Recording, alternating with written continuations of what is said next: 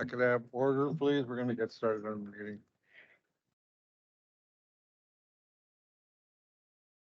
Stephanie May, the town of Stanton met on Monday, so she. So the recording has started. Okay, well, welcome everyone to the April 17th, 2024 meeting of the Planning, Resource and Development Committee.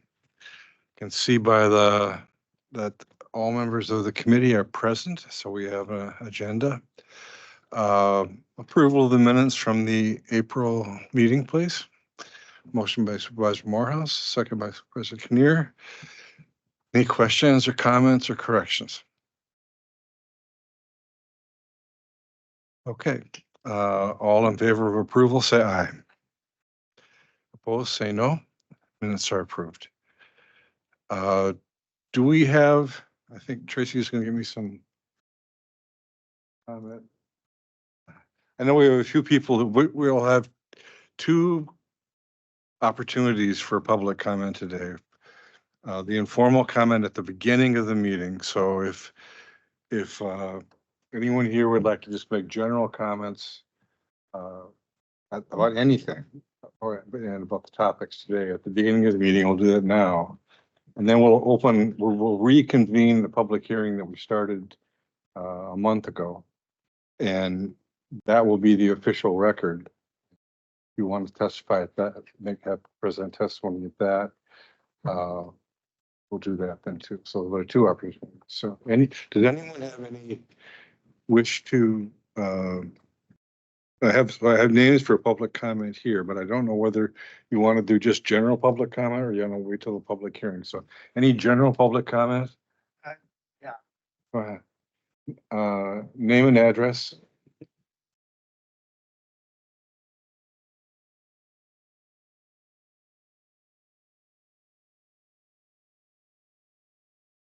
Morning, everyone. I'm here just, Bob, name and address. Bob Bauer, E8399, 110th Avenue, Mondovi, Wisconsin. Thank you. Thank you, guys. I'm just here on a general comment that I want to go through the proper channels on selling some land that the county owns. Right now, there's some land down in southern Dunn County that's about 1,800 acres that is non-usable by anybody except for anybody on a boat that goes, the land is there, but it's not usable. It's all floodplain. You can't build on it, you can't do anything with it. There's no trails, no UTV trails, so it's land just sitting there idle. I don't know why the county would want to maintain owning it, because it's really no good for nothing. But if we could get that back on the tax roll, because I am in the town of Rock Creek. Rock Creek owns quite a bit of that, not own it, but I mean, it's in their territory for taxes, so. The county's owned this for over 80 years and it's only been logged a few times, so we're not making any money on that logging. I talked to our county conservationist, Chase, here, and yeah, I know he's got to put a lot of time in it to do the logging. It takes a lot of time for him to do it, and the money we make probably ain't much because they got to build new roads and try to get the logs back out of there. So, like I said, it is a floodplain. Nobody can get to unless you have a boat. It's waterlocked.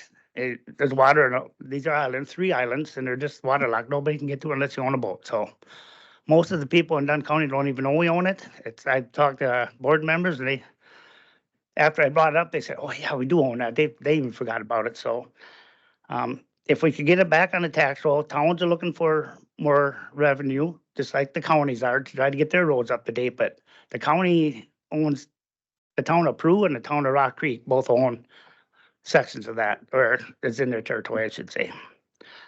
So I was wondering if I'm going through the proper channels to start with you guys, see if you guys get it on your agenda to discuss it and maybe move it forward to the next step. I don't know if it goes to executive or county board or whatever, but I did listen to the executive meeting when they were discussing it. I'm not against the county owning land if it's accessible to people to make trails, UTV trails, ski trails, anything that they can use it for, but this is not usable for anything for most people in the county. So it's sitting there idle basically, and just, it takes a lot of time I know Chase would have to put a lot of time in doing different things on it. I don't know what they do down there, but so I'll just wonder if you guys could put it on your agenda sometime and discuss it and maybe move it forward. So Thank you. Thank you, Bob. That's a good suggestion. We will put that on our agenda for future discussion. Anyone else? General comments? Okay.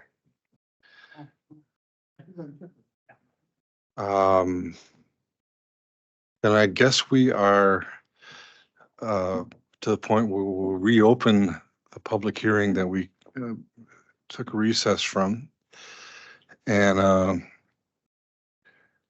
I think our staff has put together a document that summarizes the ordinance, but also provides some sort of summary of proposed changes and considerations. And I'm thinking that is a good place for us to resume our conversation. Does anyone have any other thoughts? This very second occurred to me, but I wonder if we could let Heather go ahead with her monthly report so she doesn't have to sit here for however long. You're proposing we change the agenda? I am proposing that we amend the agenda to move item 6A up. Without objection, we'll do that. Okay. Still in the public hearing. I did convene the public hearing, unfortunately. Sorry, timing bad. With one sentence, I destroyed your Yes, you beautiful did. plan. Yes, you did. I was attempting to be kind. As if to be kind. No, no good deed. Well,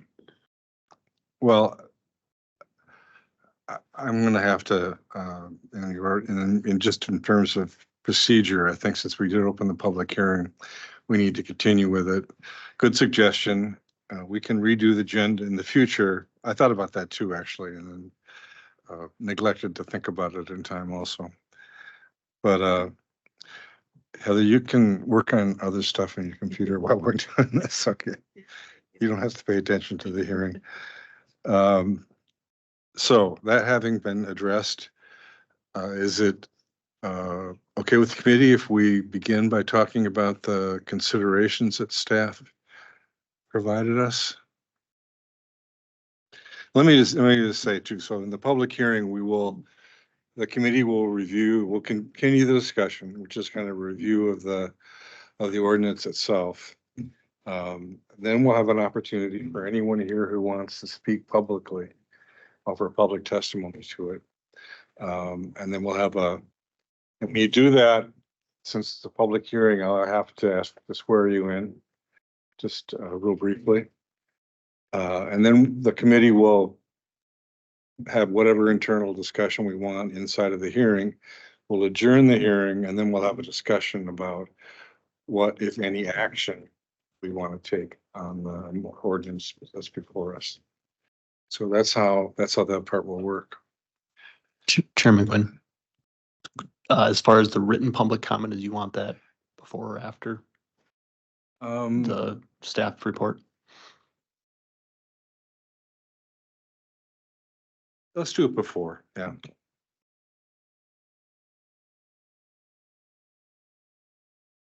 I get the honor of reading them all. You do. so. It's up to you. You ready? Okay.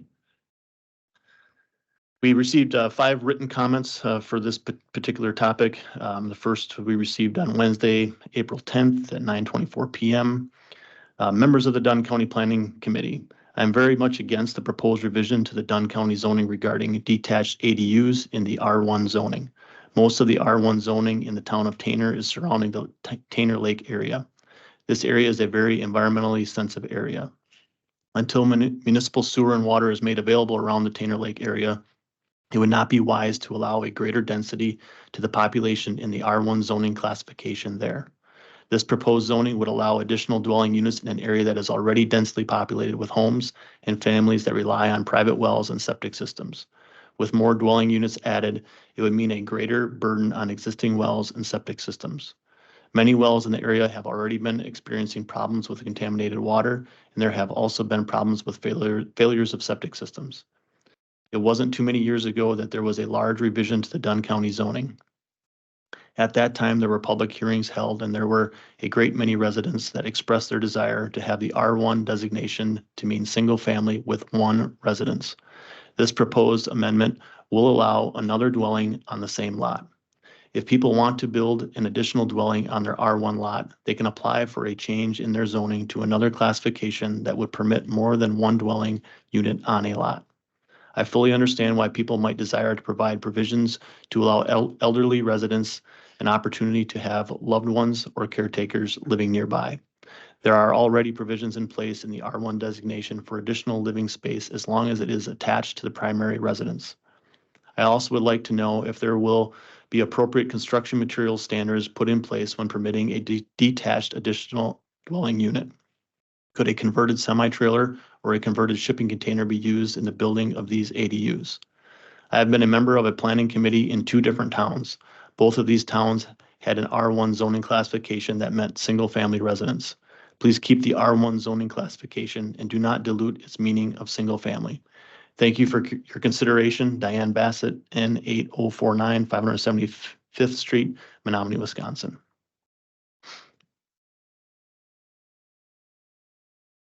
Second public comment received on Saturday, April 13th at 2:22 p.m. Dear Planning, Resource and Development Committee, I enthusiastically support revision of zoning to allow for accessory dwelling units. Having lived in many towns that allowed these, I can say that they absolutely help to improve housing availability as well as help families to support their loved ones who may need to be closer. I would hope that if not already allowed, these would also at some point be allowed in the city of Menominee as well. There are many lots that would easily accommodate such a dwelling and increasing population density in the downtown so that more people can walk or bike to work, school, and shopping would be a smart move. Thank you, Alex Hall, Menominee, Wisconsin.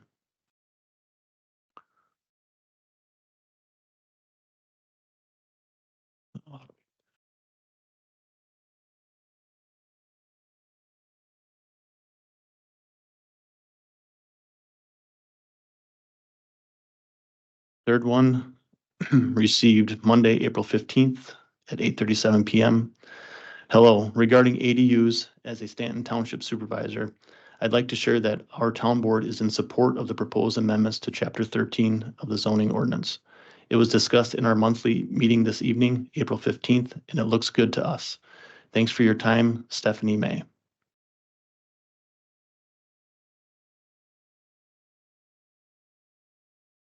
Next one, received April 16th, 2024, Dunn County Planning, Resource and Development Committee.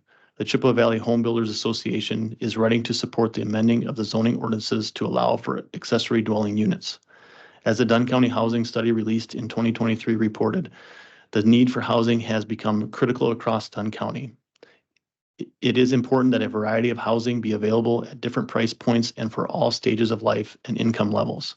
Accessory dwelling units, or ADUs, is one small way that Dunn County can take steps towards the flexibility in providing additional housing units and is a way to encourage innovative land use among homeowners. It allows Dunn County to be creative and flexible in seeking out ways to provide some additional housing stock.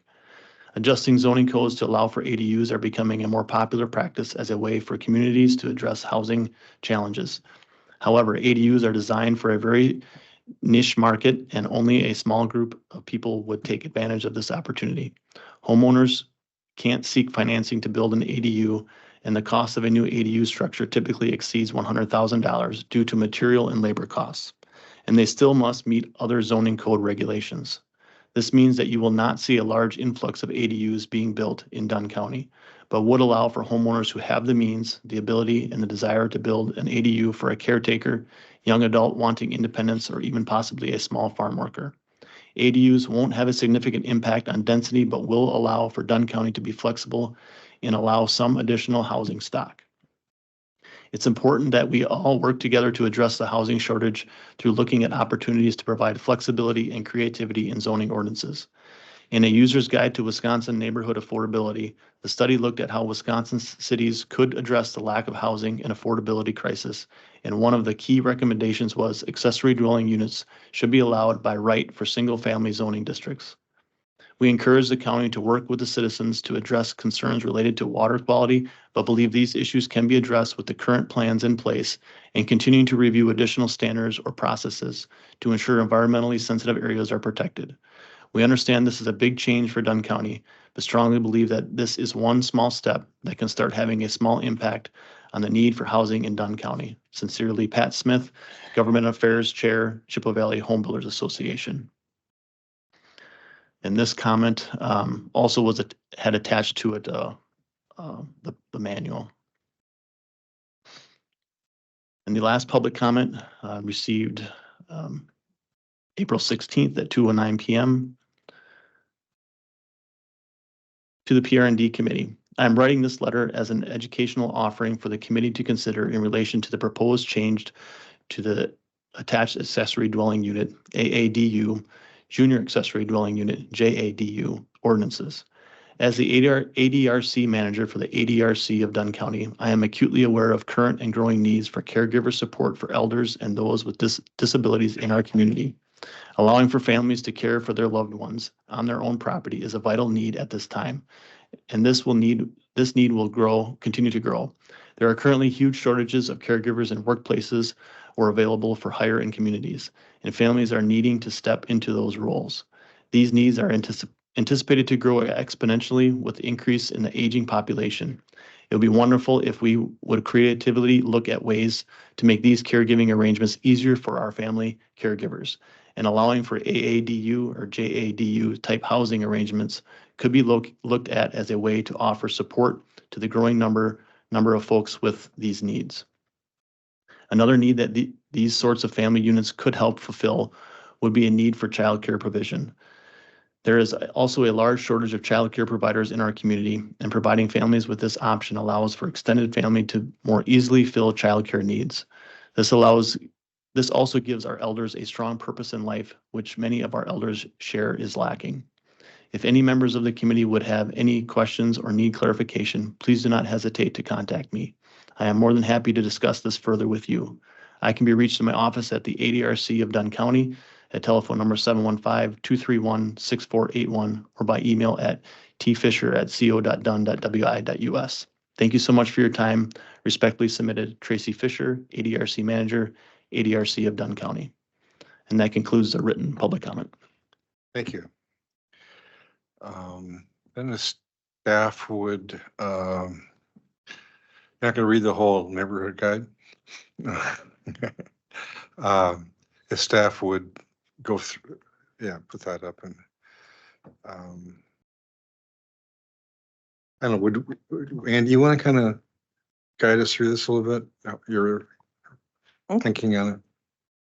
So Christian and I put together, Christian had sent over some considerations and opinion on some of the things that have been discussed in previous hearings. I put this into a chart just with the consideration, the summary of what it is, and then Christian's opinion summarized on the right side.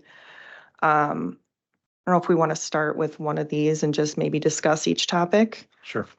Okay, so one of the things that PRND has been discussing is whether detached junior accessory dwelling units should be allowed in R1. 3 towns, I think I had written this before today, so keep that in mind, have raised concerns that permitting detached junior accessory dwelling units may conflict with their planning objectives, particularly in areas zoned for single-family residents. Maybe I can just let Christian just share his thoughts. Sure. Yeah, this is certainly the kind of the most straightforward option. We simply basically strike that addition we made to the R1 zoning district. The only thing we need to make sure we do is go through and add that back in if the committee wants it kept in R2 and R3, because the R2 and R3 zoning districts, those accessory uses say, everything allowed in R1 plus additions. So we just need to make sure we go back and explicitly put junior accessory dwelling units in R2 and R3 if the committee wants those kept in those districts. But legally, there are no issues here.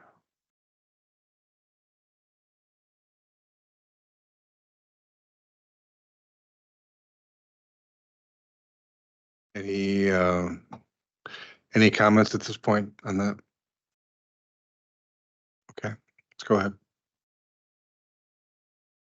Something else that was brought up was whether we should establish a minimum lot size or limit construction to, or limit construction on non-conforming lots. So restricting the construction of ADUs on non-conforming lots or lots smaller than is what is permitted by the town ordinance or in a subdivision. I kind of saw this going two ways during the discussion. One was proposing that we limit it to the town's minimum lot size. And then the other was the limit it to the county's minimum lot size. And if you wanted to comment on that, Christian. So the county minimum lot size in residential districts is 1 acre, and in general ag, it's 1 acre. These are, set out explicitly in the county's ordinance. And then I kind of did just a brief survey of some of our townships, kind of subdivision ordinances. Specifically, I was looking at the town of Tanner and the town of Otter Creek, as those were two of the townships that had been most vocal about their concerns. The town of Tanner's land division ordinance has a 1 acre minimum lot size for single family housing. So that's the same as Dunn County's. They have a 2 acre minimum for kind of zoning districts that would allow for 2 housing units on them. But then their land division ordinance also contains kind of ways to adjust those minimum lot sizes. So homeowners or property owners can get conservation development bonuses. So essentially you take steps to make your property more environmentally friendly. You can reduce the minimum lot size given that kind of you're having less of an economic or an environmental impact by taking those steps. They're not as concerned about, increased density. They also have kind of a 20% green space requirement on all their parcels that doesn't explicitly reduce your minimum lot size, but given any specific lot size, it kind of reduces the amount of that lot that's actually usable or developable. Town of Otter Creek has a 5 acre minimum lot size. And also contains a restriction in their ordinances saying that no more than 1 dwelling can exist on any 5 acre lot. And then the town of Menominee has a 1 acre minimum lot size that can be reduced to half an acre if you follow some wastewater treatment standards. So kind of our 2 options, looking at either just referencing Dunn County's minimum lot size when thinking about permitting ADUs, or referencing kind of the various townships' minimum lot sizes when permitting ADUs. I think Dunn County's, the 1 acre is the most common figure I found across the townships. It already exists in our ordinances. I think kind of for simplicity for our zoning staff, that makes a lot of sense just to stick with the Dunn County's minimum lot size. It reduces the need for them to kind of juggle, 18 townships or whatever amount is under county zoning, and it also removes the need for them to kind of go in and interpret those township ordinances with kind of their complexities. Do we really want our zoning staff to, when permitting an ADU, go in and in the town of Tanner, see if these conservation development bonuses are actually applicable, and kind of be making those decisions and interpreting the town of Tanner's ordinances? And then if the town of Tanner was to come to a different conclusion, all of a sudden we have a bit of a conflict here. So those were kind of my thoughts on that potential option. May I ask a question? Yes. So thinking about towns that have more restrictive regulations. So Otter Creek as an example, you mentioned that they have a restriction that there can be no more than 1 dwelling per 5 acres. Correct. So that would supersede whatever we come up with, right? Yes, the language of their ordinance would essentially say, you can't have more than 1 dwelling on any property, so certainly you can't have an accessory dwelling unit in addition to a primary dwelling unit by the written language of their ordinances. Yep. Mr. Chair? Yeah. Also a question, Christian. When like town of Tanner with the 1 acre, or the town of Menominee, 1 acre minimum. Then if you put a detached ADU, that's considered a separate dwelling then? So it'd have to be 2 acres? I'm confused on, it, does it depend on how they worded it in subdivision ordinance? So the town of Menominee, their subdivision ordinance was a 1 acre minimum lot size, kind of across the board.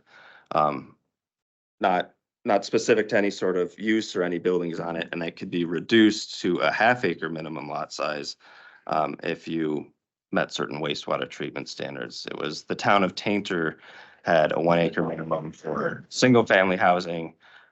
If you wanted to kind of divide your lots into new lots under their land division ordinance, and were intending to use one of the lots for kind of multifamily housing or 2-family housing, you would have to meet higher minimum lot sizes. So 2 acres was their figure for kind of condos or 2 dwelling units.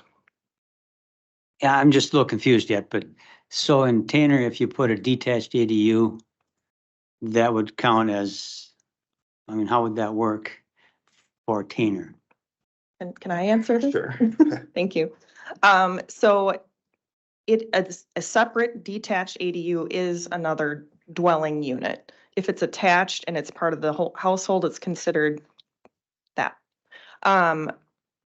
Thing that I wanted to ask and just kind of maybe bring as a point of discussion, these are in a subdivision ordinance.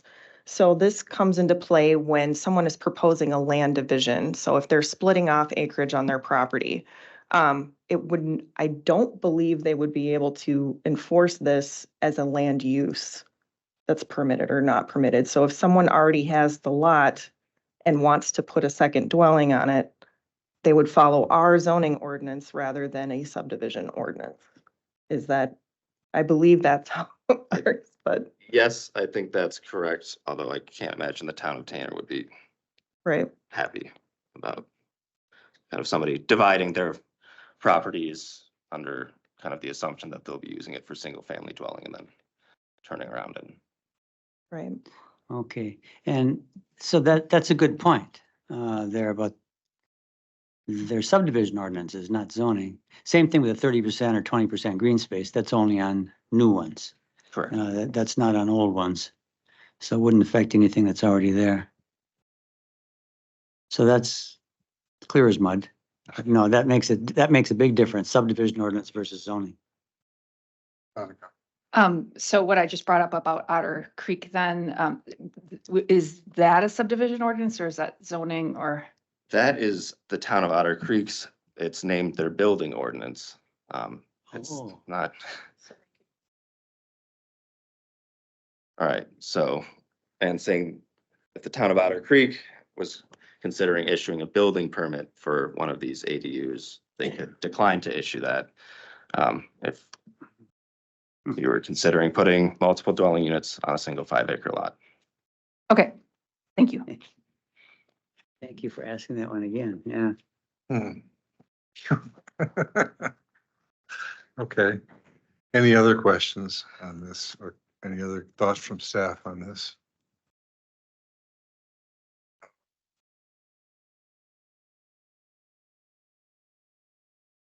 I could add a comment. We do have a standard that's being proposed right now that is similar to this.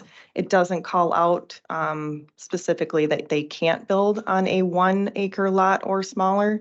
It just says that additional review may be required, and that I would look at it and make sure that that is an adequately sized lot, I guess, for everything they're proposing.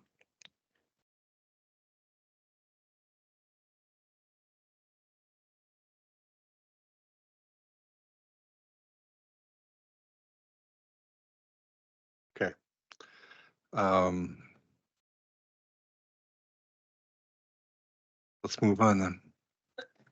The other consideration was, they were discussing maybe putting in as a standard veto powers for the towns, essentially granting the towns authority to review and veto the issuance of an ADU permit within a designated district.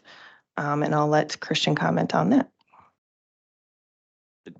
So I think, yep, our intention here to can be to kind of allow townships to exercise veto authority over granting permits for these ADUs. But ultimately, kind of the buck stops with the zoning office. It's the zoning office's decision on whether to grant a permit or not. So I guess we could write provisions into the ordinance to kind of bind our zoning office to the determinations of the township, but it will be our zoning office's decision at the end of the day. And kind of with that in mind, if we're going to permit these as uses by right or permitted uses, kind of landowners have to be able to meet the set standards that we kind of lay out in our zoning ordinance, and they have to have a reasonable opportunity to meet them. And so if townships are gonna kind of be creating or kind of engaging in this sort of decision-making or veto process, we would need to be extremely explicit about the standards they need to consider and kind of the way they actually engage in that process. We probably need to look into setting timelines. Certainly, it's not fair for an applicant to submit an application in a certain township and that township doesn't get to reviewing that for 6 months at a time. And the townships would have to be extremely careful about documenting their decision-making process kind of in the same way we document whether an applicant has met the standards we set out in our ordinance or not. Kind of failure to do any of those things would really result in an arbitrary decision-making process. And then if our zoning office kind of relies on the process of those townships and that process is faulty, our process is faulty, and all of a sudden we're engaging in an arbitrary decision-making process. And that's how you kind of get yourself receiving court challenges to your zoning permitting process. So I don't think it's impossible, but I think it's would be extremely complicated both to actually write the standards we would want the townships to adhere to, and then to go back and ensure that the townships are actually following those standards. All in all, it would be extremely difficult to kind of establish that. Mr. Chairman, Yeah, sure. I'm just kind of confused a little bit here. Here, 12 to 15 years ago, the state came out with a smart growth idea. And they were telling the local municipalities that if you go through a comprehensive plan and had like 9 or 11 items that had to be addressed, like you had to have a comprehensive, or you had to have a plan commission input and, public input, and then if you got the comprehensive plan all done, and Bob Colson helped every township, it took quite a while, but if it got approved by the state, then the towns or the municipalities local would have the ultimate goal of telling how their land would be regulated and developed. And then it was my opinion that once we sent the maps in of all our parcels labeled for whatever district, that the county would be the administration of it. But the ultimate goal was for the local control. Because I see it right now where we're put our maps in and we put in where we want single families. Then the county is coming in and saying, sorry, we're going to change the rules here. There will be no more single family. So then the county is actually telling the townships how to develop their land, and that's not the way that whole smart growth was set up to be, in my opinion. Maybe I'm wrong, but I mean, you're talking about local control, and yet the county is trying to tell the towns how they can develop their land. So that's just my opinion. Okay, I'm not sure if there was a question in there, but Well, the question is, what is the relationship between the towns that they can determine how their land is being developed and the county that is supposed to be the administration? So somebody could call into the county and say, I want to do this. The county would look at the map and say, well, it's in this zone. Yep, there's no problem. Or you might need a rezone or a variance. So I just want to know what the relationship is. If the county can tell the bottom line, if they can tell the towns, well, you gotta develop your land this way. And that was not the whole input of that smart growth in the state. Sure, and Especially after the state approved the local master plan, comprehensive plan. right, and I think kind of a lot of those aspects of kind of local control and local input were taken into consideration when actually developing the comprehensive plan and kind of writing the Dunn County ordinance. But once we've locked that ordinance into place and it's adopted, if townships have opted into county zoning, they've kind of the authorities with the county zoning office to choose to issue these permits or not. Kind of my concern with this, the town veto power isn't really a grant or a lack of local control so much as it is the fact that an applicant coming in a township that is considering exercising this veto power would have a really difficult time kind of knowing what exact standards they need to meet at the outset, what the township would be considering, when they could expect to have an answer.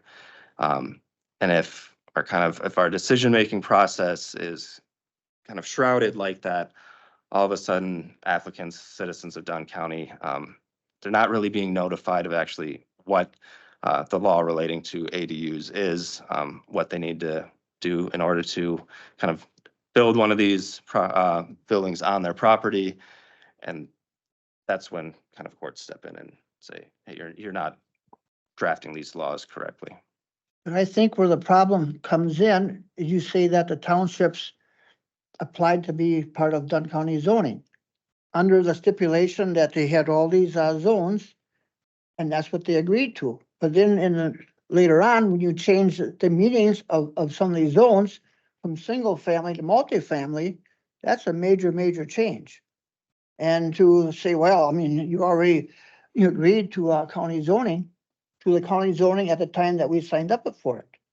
Not when you go down the line and change the rules and regulations of each zone. That gets to be problematic, in my opinion. And fair, I think those are kind of interests for the committee to balance. From a purely legal perspective, this ADU amendment, I don't think there are any, strictly speaking, legal issues adopting it. Townships have the ability to kind of remove themselves from county zoning if we adopt kind of a new comprehensive amendment to our zoning ordinance. I don't think this quite rises to that level. But nobody's really asked me to explicitly look into that question yet, so. Sure. Yeah, please. So, I think I understand where you're coming from, Supervisor. One of the things to know, though, is that you are the county. As a board supervisor, you are making these decisions. If the Board of Supervisors approves this as it is, that decision is coming from the county. And as part of this process, we have public hearings so that the towns and the public can come and express their opinion. And I do believe there's quite a few today. And we've had a lot of written comment from the towns as well. So there is an opportunity to be heard, for you to hear them and make your decisions based on what you're hearing from the public. So I think I want to make sure that we're doing everything we can. I am sending out this information to the towns pretty regularly, and it's being talked about. As far as the veto power, I will just say that is just not good zoning in general. It would make my job really difficult. So I would rather not see a veto power. I would like to hear from the towns, and we do try to keep that communication going, but I think this would be really difficult to enforce.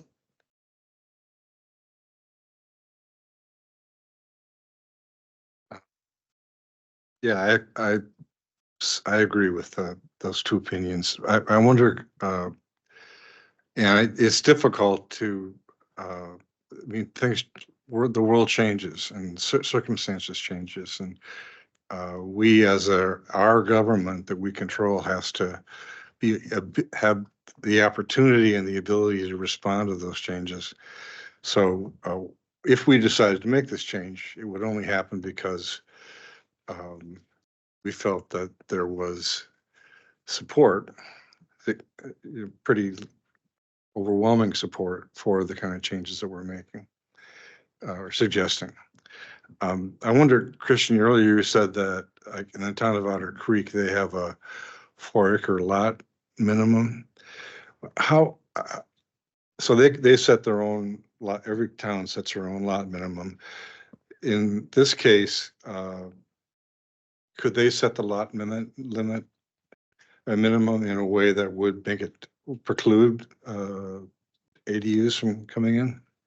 So, yeah, the town of Otter Creek has a 5-acre lot size minimum in their building ordinance, and it kind of a subsection of that states that they don't want any more than one dwelling per 5-acre lot. There are kind of questions about, townships have village powers and they have the right to, kind of adopt ordinances to kind of better the welfare of, citizens in their townships. But once you're in county zoning, if you want to adopt a zoning ordinance, that has to actually be approved by the county board before it has any effect. So I don't think they could come along and say, hey, no multifamily structures are allowable in the town of Otter Creek. That would look a lot like a zoning ordinance. If the county ordinance allowed an ADU, they could not unilaterally, based on their building permit. I don't think so, but it's kind of an open question. Okay. Any other questions? All right, thank you. Let's move on then.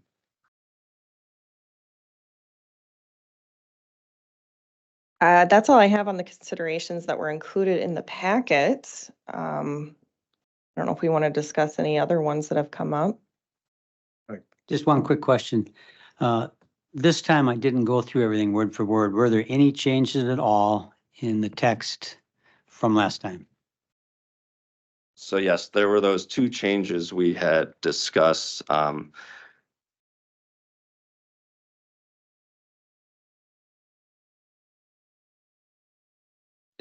Yep. So these, the first change we had discussed was kind of. Excuse me, could you do it on the ordinance, please? Could you scroll down? Looking at this just doesn't make any sense to me. And I appreciate you including the ordinance in this packet.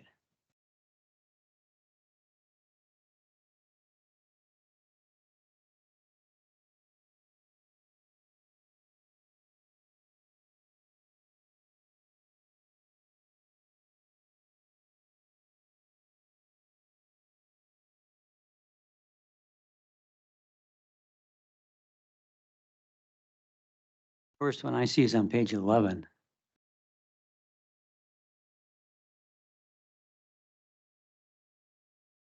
Right there. So we see in 13.2.4.05, What line, please? 480 is where it begins.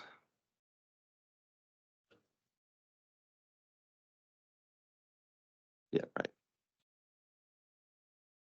So line 480, where we begin, 13.2.4.05, permitted accessory structures.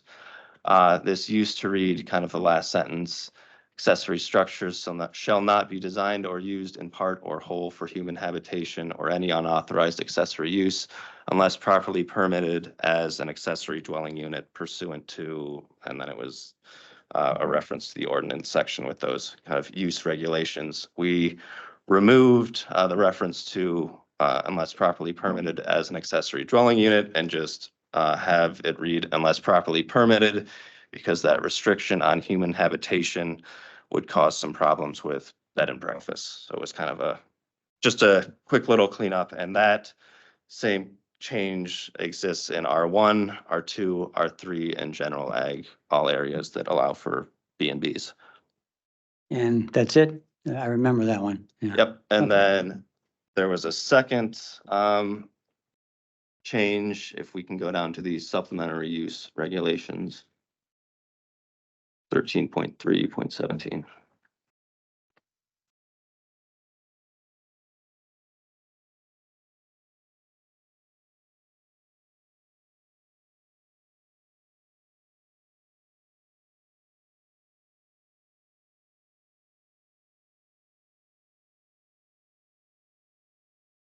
Thirteen point 3.17.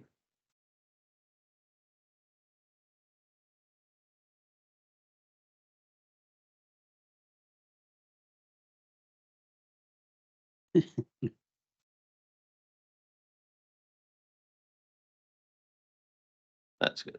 So go back down just a hint. Yeah, at the very bottom. So it'll be line 3417.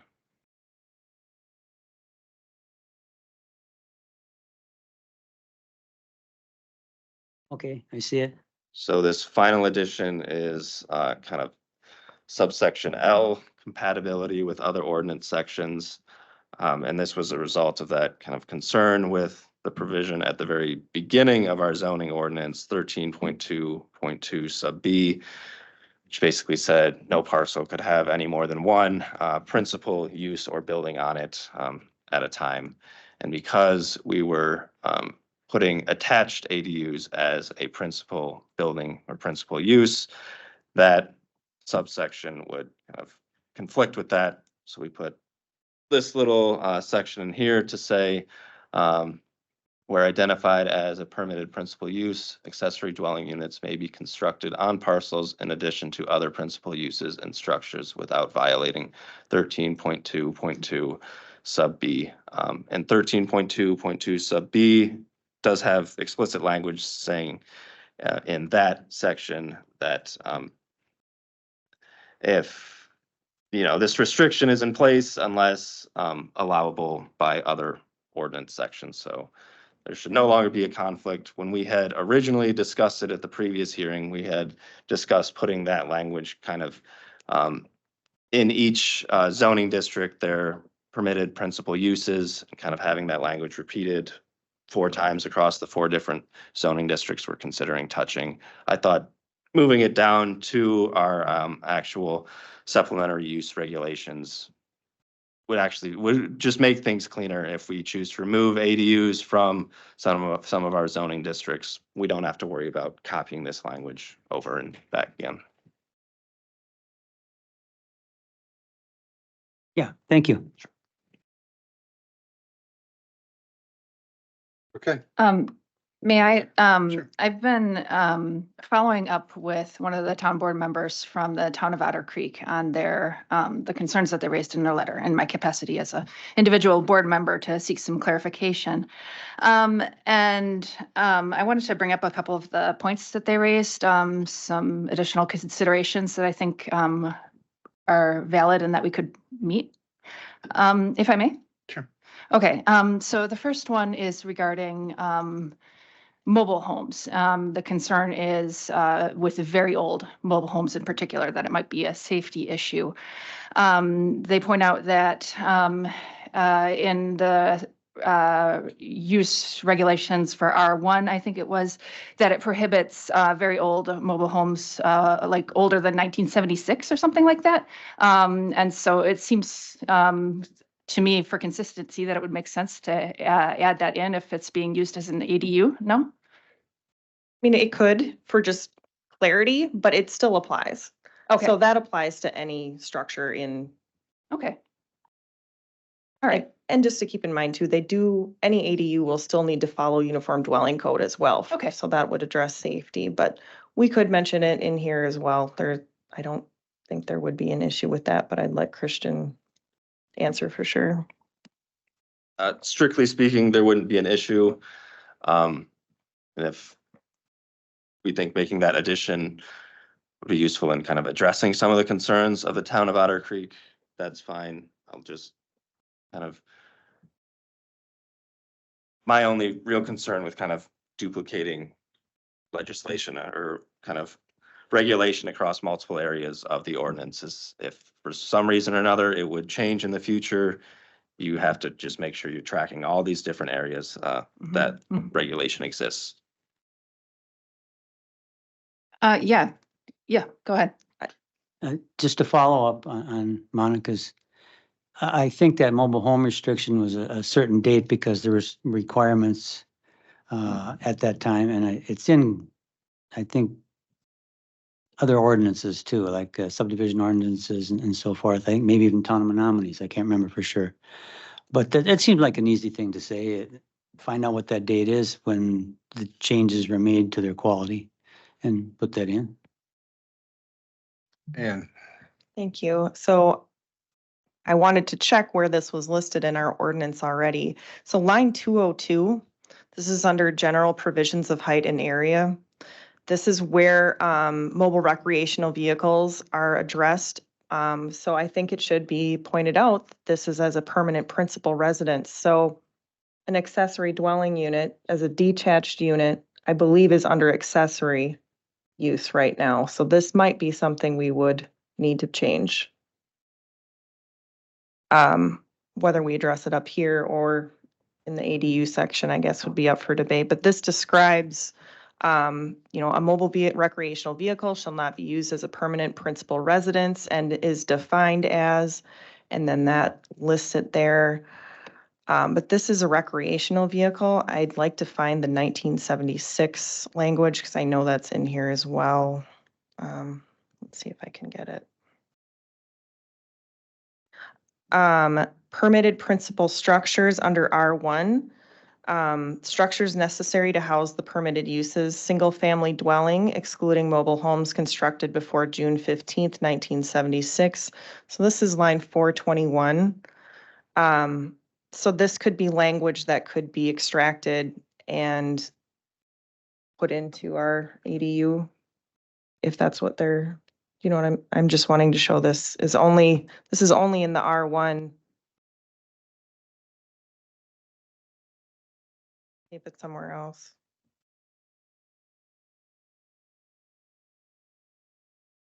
We also have it under the section for mobile/manufactured home community applications, which is line 1876.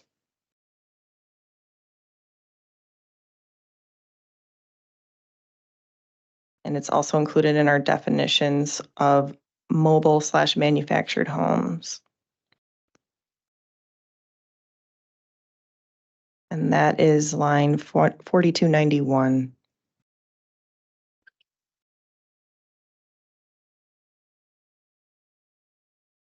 So to summarize, I think Monica's correct. This might need to be addressed if we want to put it in standards or not.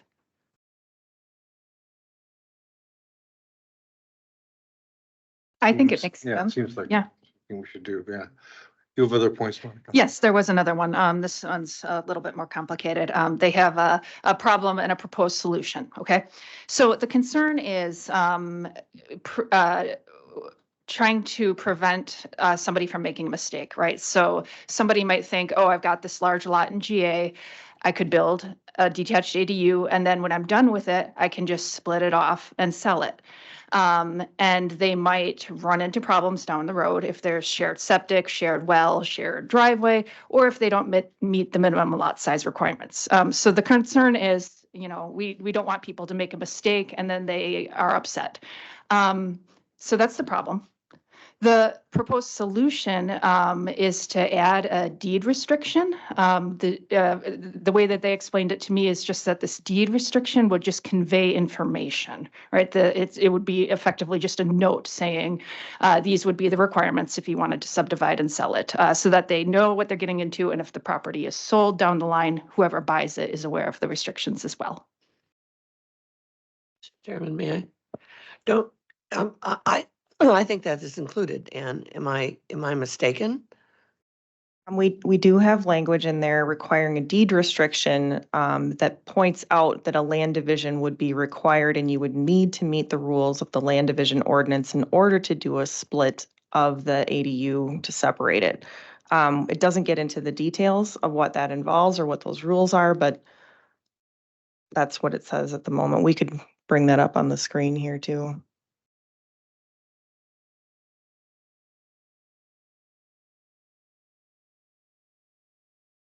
Okay, so you're asking me to just repeat it, which no, I'm happy to do. I just don't want to say too much. Okay. All right. So the concern is to try to prevent people from walking into a situation that might be a mistake for them. So consider a possibility where somebody owns a large property in GA and they think, okay, I'll just build a detached ADU, use it for a while, and then when I'm done, I can subdivide the property and sell it. Now, they might not be aware that there are restrictions, right? And so they might have a shared driveway, well, septic, or the minimum lot size might not be there. And so they get in the situation, they see the restrictions, they are upset. They didn't realize what was going on. So that's the problem, right? That's the concern. And the proposed solution, are you ready for that, Mike? Okay, the proposed solution is to add a deed restriction, which would effectively just be a note warning the homeowner and whoever might buy it in the future that there are these restrictions that would need to be met if they were to subdivide and sell. So we have on the screen the current language is in there, which was intended to address that very thing. Yeah, but I can't. I could read it out loud Yeah, for everyone. Sure. Standard K, deed restriction. Prior to zoning permit issuance, the property owner must record a deed restriction that one, prohibits the sale of the ADU unless the subject property is legally subdivided. Looks like we have a language error here. Dunn County's Chapter 16 Land Division, Condominium and Surveying Regulations. 2, prohibits the conversion of the property to a condominium. I think that would suffice, but I leave that to you, committee.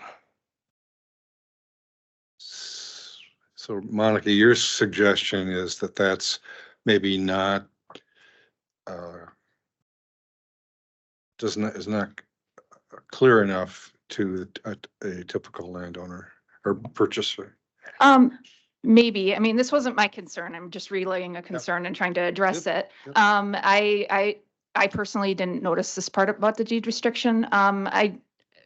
Would it be a big deal to just point out, point out that they need to meet the minimum lot size and any other regulations regarding septic well and driveway? I guess my only concern would be that if those ordinances changed, Mhm. you know, Then we have then we would have an issue. I mean, there could be something that's requires, yeah, I don't know. I would worry about those changing and then this being incorrect, but I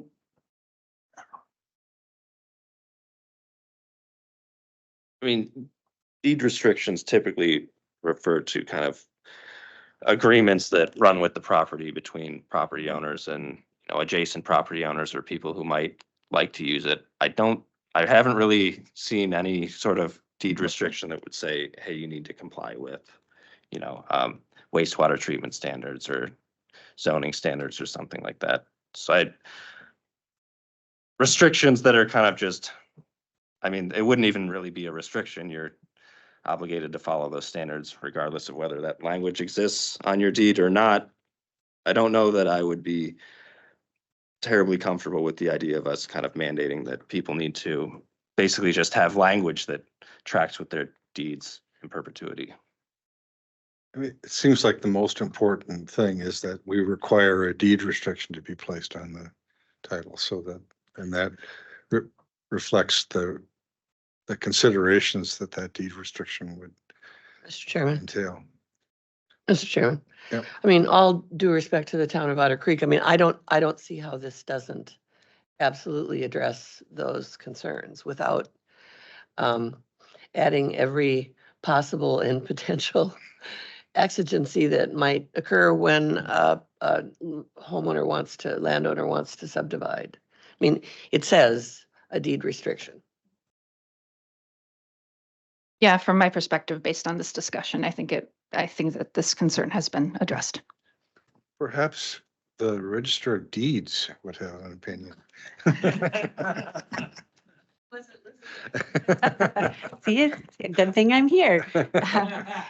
So, there, we do record deed restrictions, and I do recall deed restrictions being done with the subdivision ordinance if they had a parcel surveyed and there was a remainder parcel that was left, they put it, does the zoning office, I think, or would require that they record this deed restriction with us just to make the property owner or any potential property owners aware of the fact that that would require a survey if they were to purchase the property. But then keep in mind too, it's a $30 recording fee to record a deed restriction. But, and then, yeah, there's, formatting requirements and so forth. And we do get questions on these because they'll bring it in and they maybe don't understand why they have to do this. And, then they have to pay a fee and so forth, but it would provide notice. That's exactly what Supervisor Barrier said. It would provide notice that this exists. If that helps. Okay. Thank you. Thank you very much. Other questions from the committee? Gary. It seemed like a few years ago that we done a study on the sensitive lands of Dunn County. Have you looked at that and see how that might affect some of the like rules and that? And then also, I thought it was Painter Township that says, well, if there's enough land on a parcel to build an ADU, why don't you just like get a rezone? So everything that we have in our zoning now can be done without putting a lot more like restrictions or open things up more. So I haven't seen that study, and I don't believe any of us have really attempted to incorporate its findings in here. And certainly a rezone is an option.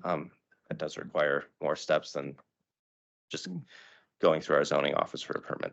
Because I think if I remember right, when we got that study back, I said, wow, it's almost the whole county is a sensitive area for whatever reason, for water quality, for the size of the hills, and that kind of stuff. So, and you're talking about like your rezones isn't that hard to get. Our new treasurer, they had some land down by the gravel pit for Dunn County that wasn't really good for growing crops. So they came to the town board of Tainer to get it rezoned to R2 because they said it'd be a better use to put a couple duplexes in there. And they agreed, they sent it to us and we agreed. We sent, for the rezone, we sent it on to the full county board and they agreed. I'm not 100% sure of the timeline, but it seemed like less than a year's time, it went from a general ag area to R2, and now there's two brand new duplexes, which would be four housing units. That was done in less than a year's time. So, I mean, but yet it still had that local feel that people could, on a town, could look at and say, yeah, this is a better use of land than what it is right now. So, but I would like to see that map of the Dunn County for sensitive lands, because we didn't do it just for a project. We done it for help making the future development for Dunn County. So, thank you.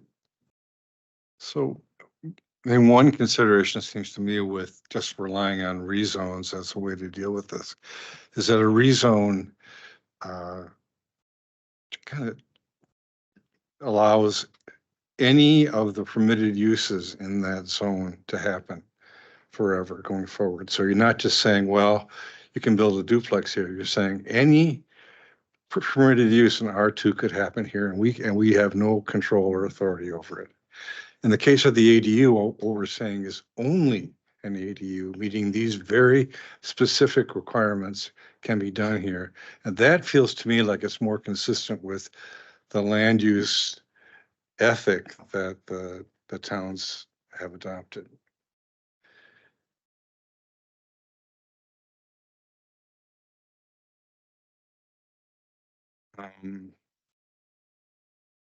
Are there any other questions by the committee?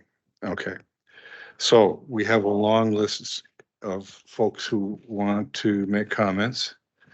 And I'll call them off in order. And I'm going to ask you, come up. The microphone should be on, the light's on.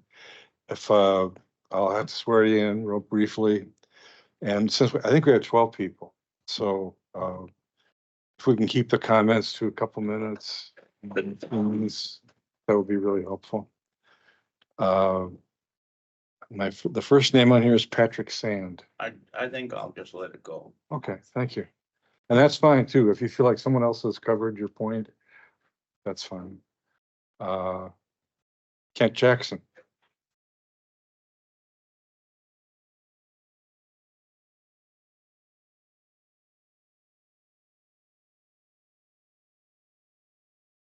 Name and address, Kent?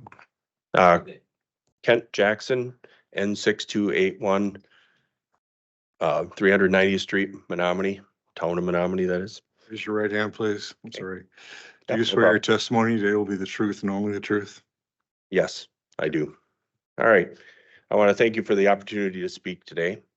At the last public hearing, I spoke on behalf of the town of Menominee's board and our opposition to the ADUs in the R1 district. I want to apply today the way as a committee you decide whether to recommend a zoning change parcel to the county board and how this applies to the proposed amendment. When a landowner decides they would like to change a parcel from, for example, general agriculture to R1, the zoning office notifies the town so that the town can decide to recommend a zoning change, as the town residents, especially those in the neighborhood of the change, are stakeholders in this situation. Especially those, when we as a town then have our plan commission meet, the plan commission makes its recommendations to the board based on the evaluation of our town's comprehensive land use plans and input from the public. The board makes this recommendation to you, the PRD committee. You as a committee then hold your meeting and make a recommendation to the county board. You as a committee, I know, give heavy weight to the opinion of the town. And making the decision, the reason is because the town is a major stakeholder, and we've made our decision based on the evaluation of our public residents and our comprehensive land use plans. My point is this decision on ADUs should be made in the same way. Currently, you have 3 towns that object to ADUs in R1, with 2 being opposed to the entire amendment. 2 of these towns, the town of Tainter and the town of Menominee, have by far the most land zoned as R1. The fact is, each town alone has more land zoned R1 than all other towns in the county combined. Okay? If the fact that a town alone has more land zoned R1 than all other towns combined, so we by far are the most affected stakeholders in this decision that will impact our comprehensive land use plans. We have made our recommendations to this committee at public hearings, so we ask that you heavily weigh our recommendations as the most affected stakeholders. I also want to add that if there's any towns here that happen to be opposed to this amendment, you have the option to go with R2, which then would allow you to have ADUs. Again, we have the most R1, so we are the largest stakeholders in this. I actually am going to ask one other thing. I'd ask that the PRD committee hold a special public hearing meeting on ADUs during the late afternoon and early evening. This will allow those of the stakeholders of the public who have jobs and make it difficult to attend these meetings. I'm fortunate I have a job that I don't work during the week. I work on weekends, so I am able to be here. Otherwise, if I was at my job, I wouldn't be here. Okay. This is a practice we as towns use. All board meetings and committee meetings are held in these times so more public can attend our meetings. And I will tell you this, that when we have a controversial issue like this, our town hall is full. Okay, and yes, we have lots of people here, but I bet you that if we allowed it to happen during the times when people are able to come, this room would be standing room only. Thank you for your time. Thank you, Ken. Tony Christopherson. Okay. Andrew Hagan.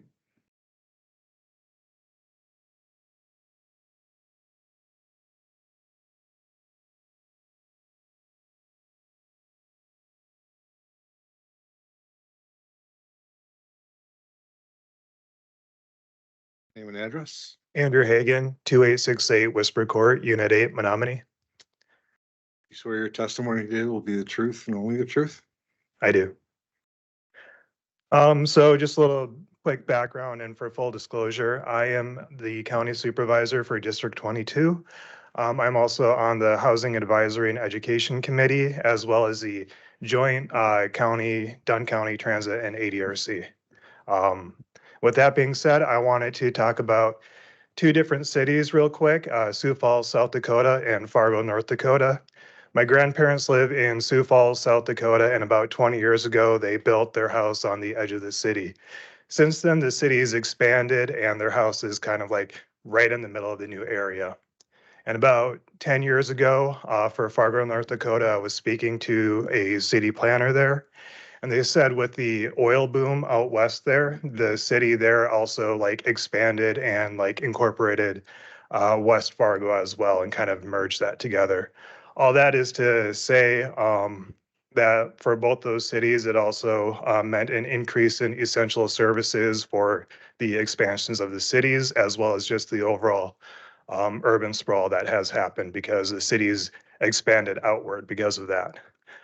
So with the ADUs, what I see for long-term for Dunn County is kind of a mitigation of that urban sprawl and keeping the more of the nature of Dunn County as a small county, as a rural county, and taking pride in our small towns.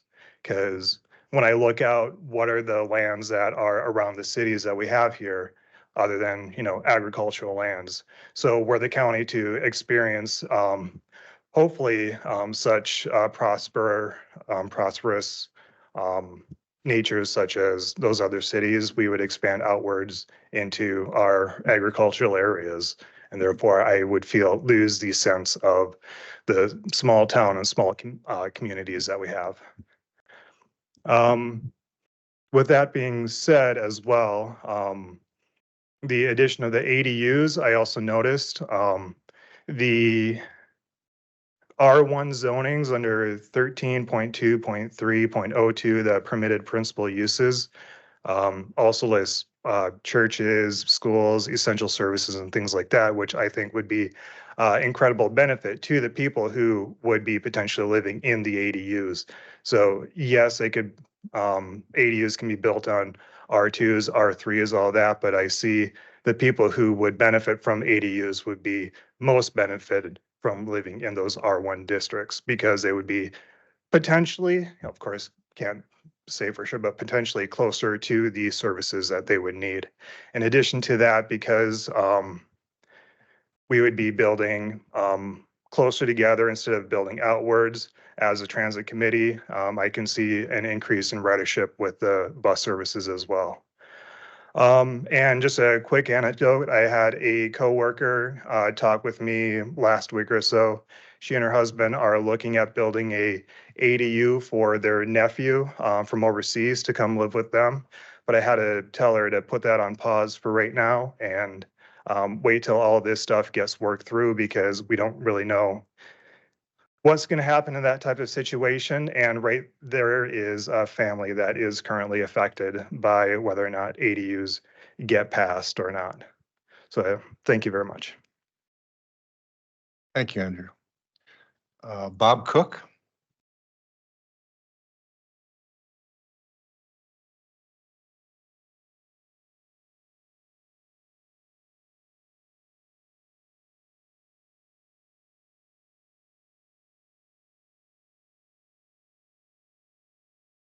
Hi, and thank you. My name is Bob Cook.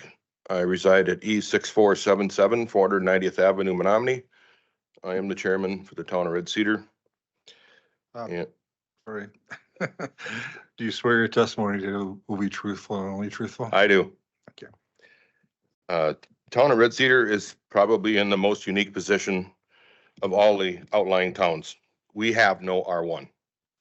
We have R2, general ag, commercial and light industrial. But I understand the need for the ADUs. But I have a real problem with the location because as I see it, when this board changes the meaning of R1, which is originally single family dwelling, and now you're adding ADUs to it, you're going to force the towns out. The towns have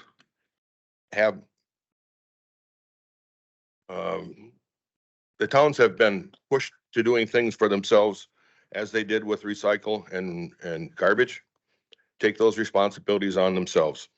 And they found that they can do it and they can do it cheaper than the county. I don't think if you make that change to R1, I think you're going to see them pull out or have a court fight or something. It does not affect Red Cedar, not the way it does the others, but I understand. Now, this may be remedied by no ADUs in R1 on less than 1 acre, which would eliminate the lake lots, which is the big concern for soil and water. Changing from R1 to R2 could be done, but it creates spot zoning. And it's very difficult to keep that straight. Or you could make it no ADUs in R1 at all. And I question the lack of representation on the PRD of towns, especially the ones currently under county zoning and the towns that aren't under county zoning. Yet we have 2 representatives from the city determining what the land use should be for those in the towns.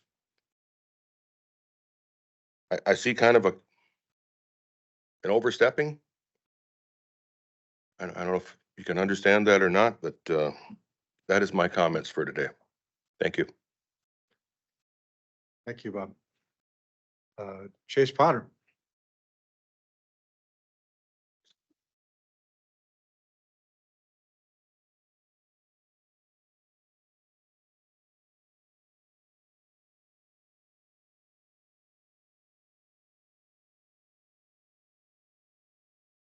My name is Chase Potter.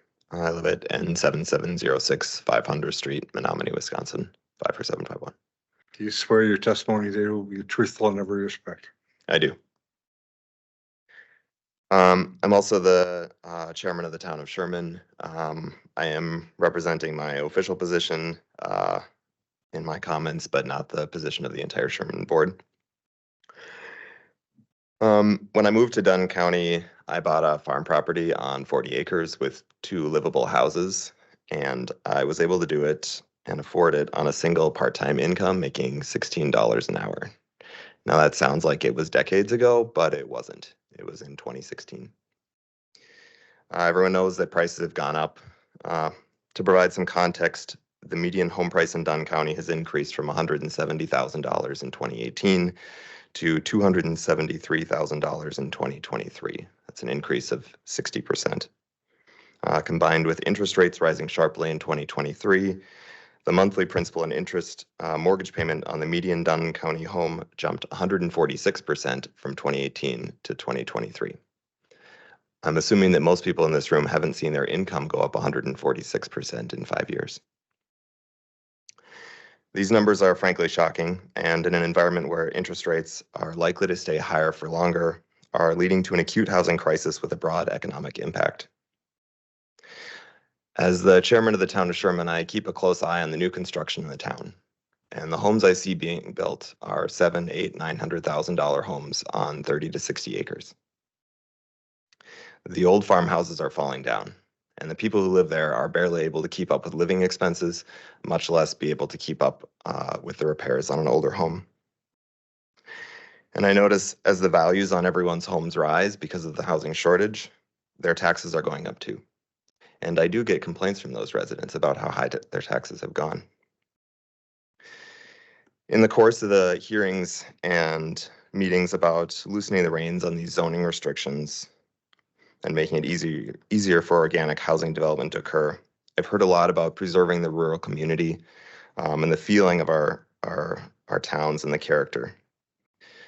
But I find myself wondering who exactly is benefiting by making this rural living so inaccessible. Just down the road from me, there's a home for sale. It's on a hill, it's 2,200 square feet, it's on a 35-acre lot, and it's for sale for $1.1 million.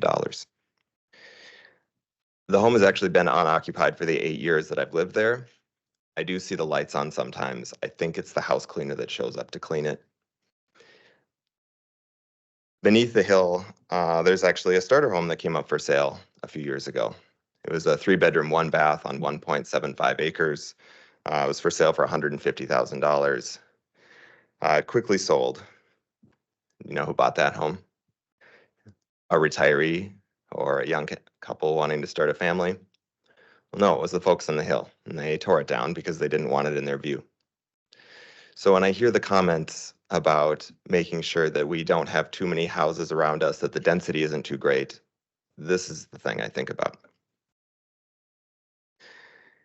So I'd like to ask again, who exactly is benefiting from making it so hard to build and live in the rural areas that we have, that we all agree are so beautiful and such an asset to our community? I'd like to pivot for a moment to talk about zoning in general. I have a degree in economics from the University of Minnesota with a focus on developing economies and taxation policy. I've lived and worked in 5 different countries, both first and third world, and I've talked to a lot of people. I also spent a stint at a US embassy in the economic section. What I've learned is that American zoning is uniquely restrictive. You can find any number of academic papers on it, but the gist of it is that over the last 100 years, we've been so eager to regulate land use that we didn't stop to think about why we were doing it or whether we should be. Now, the authority for zoning in Wisconsin derives from the constitutional police power, which means it must have some actual purpose and cannot be purely arbitrary. A very brief quote from the statute of the extent of power for planning and zoning authority for counties. The very first sentence says, "For the purpose of promoting the public health, safety, and general welfare." And I think about that when I think of what our town board does and what the county does in the context of zoning.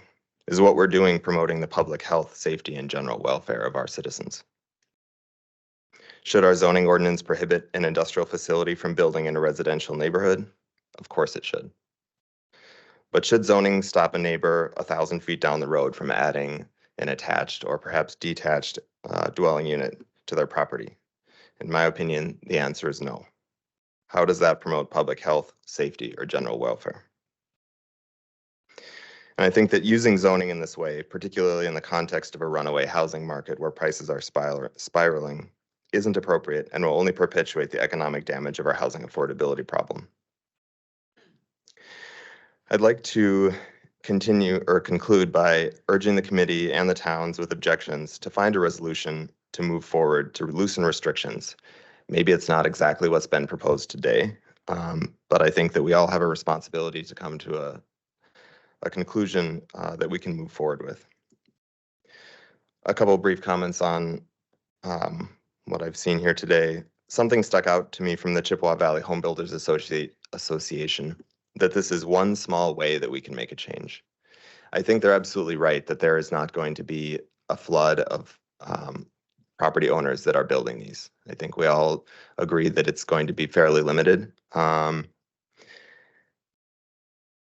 My opinion, both as a citizen and a town chairman, is that spot rezones are not the correct tool for this. I think that saying that we should just tell a property owner to apply for a rezone when they want to build a detached accessory dwelling unit isn't correct, not just because of the extra hurdles, but because oftentimes spot zones could be inherently illegal. To do it for a single property owner and their benefit without a public benefit in general, they just shouldn't be used that way.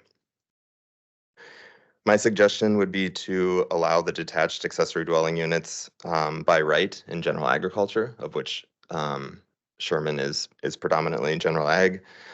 I do respect the opinions of the towns that have a lot of R1, and I freely acknowledge that Sherman does not have very much R1.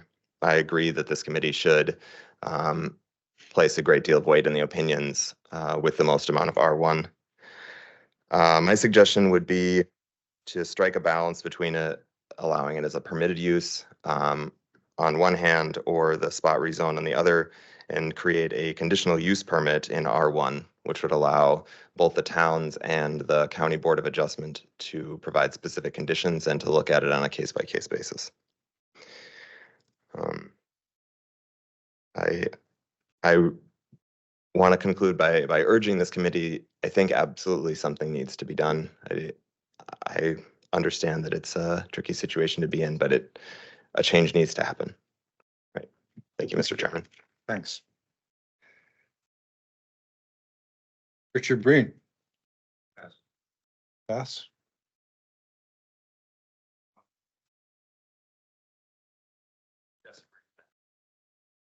What now? Richard Green passed, Jesse Green's next. Okay. Just waiting for you to say my. I was just gonna go to you. Just jumping the gun. Yep, okay.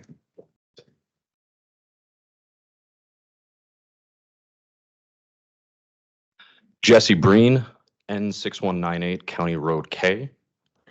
You swear your testimony today will be truthful in every respect. Yes, I do.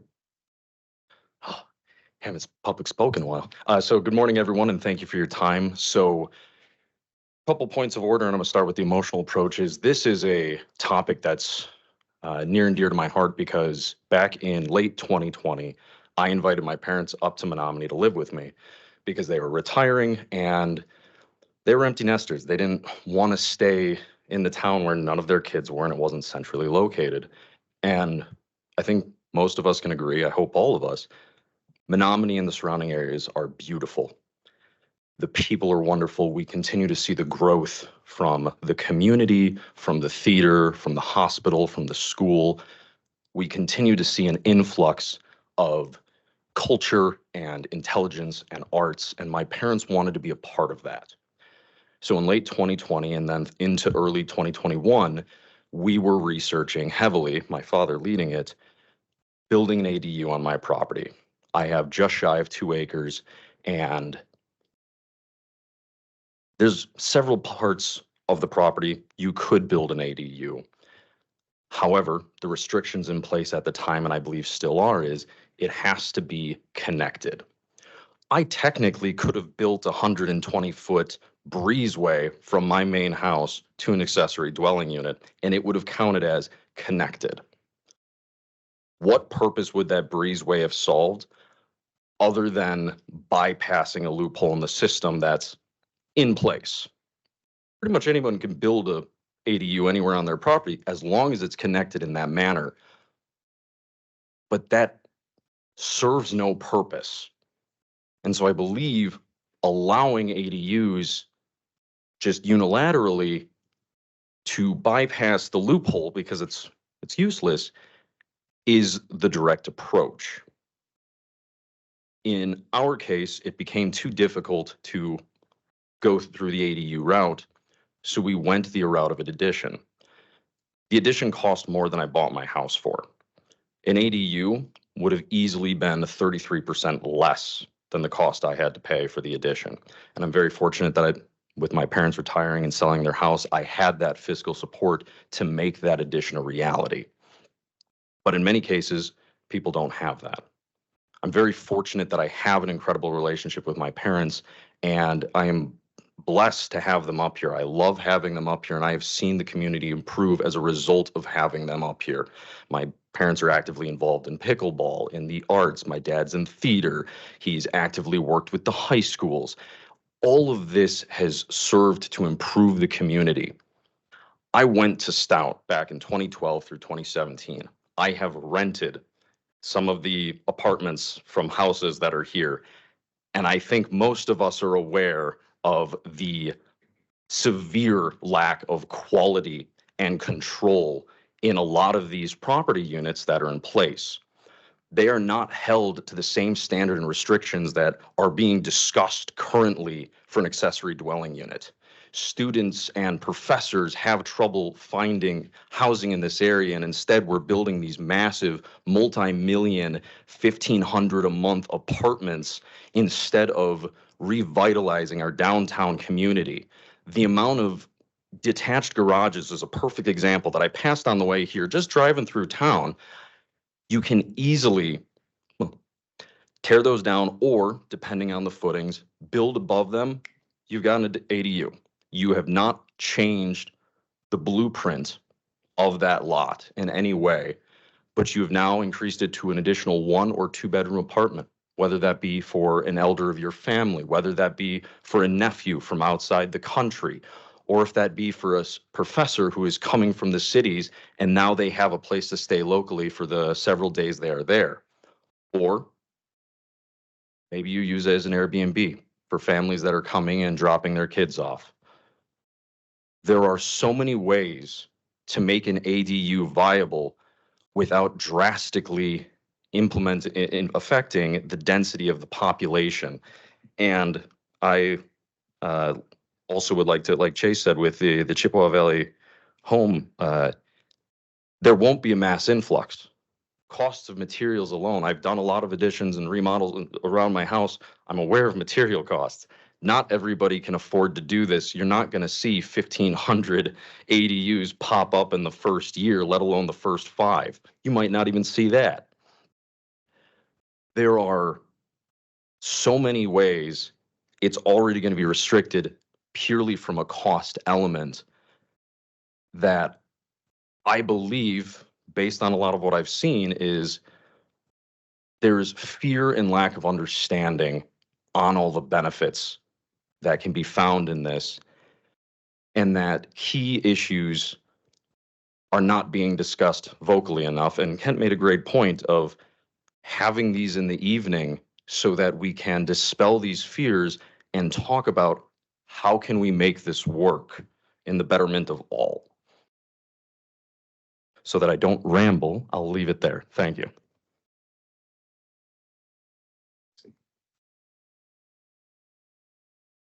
Ben Mammon?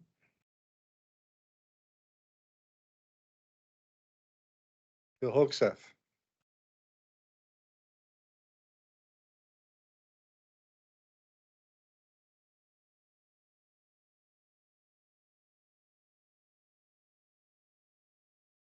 Bill Hogseth, E8310, 720th Avenue, Elk Mound. You swear your testimony will be the truth and nothing but the truth. I do. My name is Bill Hogseth. I'm here in my professional capacity as the organizing director of Grassroots Organizing Western Wisconsin. We cover 7 counties in Western Wisconsin. We have 2,200 people in our network. And last year, we engaged in a community outreach effort where we talked to thousands of people. We knocked 1,000 doors. We had hundreds of one-to-one meetings. We did surveys, roundtables, and then we met as an organization to decide what are the issues that are most widely and deeply affecting people in our community. And housing was the top of the list by far. And so I'm here just to support what this committee is doing on the behalf of our membership, and to let you know that this is an issue, housing, affordability, and accessibility. This is an issue we're going to start organizing on. So you'll see more of us in the coming weeks, months, and years. But it's the spirit of this change to the zoning ordinance that we support. Recognize there's a lot of details to work out. The towns have concerns. Minimum lot size, septic, it gets complicated very quickly. And so I just want to encourage you to keep working it out. I hope the towns maintain an open mind and are able to continue working it out, and hopefully something gets done. So, thank you.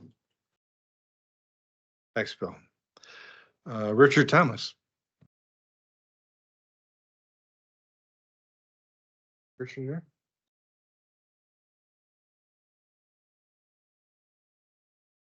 That's him? He's in the hallway. In the hallway? I can go yell. Oh, that's Tony? Oh, sorry. No, that's Richard Thomas.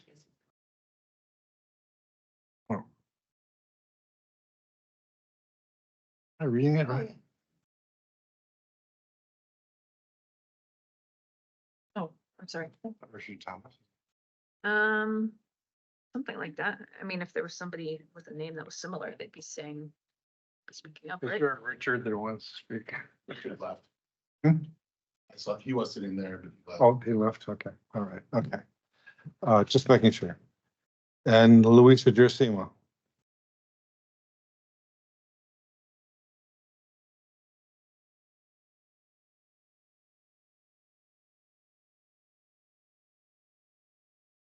All people.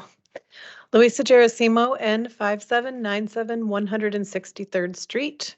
I'm here in my professional and also volunteer capacity. I work for Extension Dunn County. I'm the family educator. I also am the vice president Just a of. moment, sorry. Swear me in. Thank you. Those things are all true, by the way. You swear that your testimony will be the truth, will be truthful in every respect. Yes, I do. Thank you. Thank you, Sorry about that. We're out of order there. All right. So I work as a family educator. I'm also the vice president of United Way of Dunn County, which is about to merge with neighboring larger United Way. In that capacity, I work with a lot of families and I hear a lot of stories. Today I was at my annual appointment with my doctor, and she said that housing is one of the #1 health issues in our area. That's from just a family practice person. Also has come to the top every year since 2019. Every time we have asked the community what their health concerns are in our community health needs assessment, housing has risen to the top in the top 5 every time we have asked. Now think about the public health implications of housing. Obviously, we think of people who do not have a home, who might be sleeping in a car or couch surfing or in an, under a river embankment. And those people's stories are very true and very concerning. But we also have people who are lacking housing, who are working every day, who are our workforce. And they work for all the big companies here in the county that support the taxes that allow us to do all the things that we do and help make our community a good place. They're also in our schools, attending school, and they're in our university. They're young families. They're families who are about to have a child. They're older families who don't have a place to move to, who cannot afford to move, who can't get a place that is appropriate for them. There are retired in place farming couples who are living in houses which are now 100, 120 years old and are crumbling around their ears, and they have no money to fix them up or make them safe for them to live in. And we have heard plenty of stories here. I'm not going to share any specific stories, and I don't have written comments, so I'm just going to keep this really brief and say I echo the concerns that I've heard from the audience that what you're doing here, the sausage making that we're watching today, it's really hard work. Don't abandon it, and please try and bring the townships along. We do have a comprehensive plan. We worked hard on that. I was on the Land Plan Commission for Lucas Township for a number of years. I know how hard that work was with figuring out the maps, water, our agricultural lands, and I don't want to put any of that at risk, but you can get denser than we are without messing things up. And we're just talking about small accessory dwelling units, whether attached or detached right now, but at some point, we're also going to have to talk about multiple family housing. And I'm not talking about, skyscrapers, but even a few floors up. We need to find ways to accommodate a lot more people. Diane has pointed out that we have 1,500 housing units short in the next couple years, and then almost another 1,500 at the end of the decade. We're way behind. If we're trying to accommodate that many people, we should be seeing ground broken in a lot of places, and we don't see that. We see it in all the counties surrounding us. And the principal of Boyceville High School told me that part of the reason he's having a hard time keeping teachers is that people are commuting too far. So think about the overall impact on our community that we love when we think about people who are burdened by 27% of their income going to childcare and another 40 or 50% of their family's income going to trying to find a place to live. That's a lot of money, people. And we see our neighbors at Stepping Stones with long lines of cars waiting for food. Those are not junky vehicles. I don't know if you've ever been by one. There's a long line of people waiting to get food because there's no budget that can accommodate paying 50% to live, to have a roof over your head and 27% for childcare. I mean, I challenge you to think about your home income right now and how you would accommodate a 40 or 50% cost of living just for the house and then add 27% for childcare. And you're just doomed, right? You're always one small repair away from disaster. So when you see people waiting to get food because they cannot afford to feed their families, these are not people who have the handout begging. There are people who are working their butts off, some of them on weekend jobs, doing night shift. And I see how that really affects parenting. We got children going to school who don't have very good vocabularies. So they don't have those vocabularies because they don't have adults talking to them, because everybody's trying to survive. So I appreciate the work that you're doing, and I hope you'll keep an open mind to those possibilities as they come up. Thank you. Thank you, Louisa. That's the end of the sign-in list. Is there anyone else who has had second thoughts? Okay, thank you.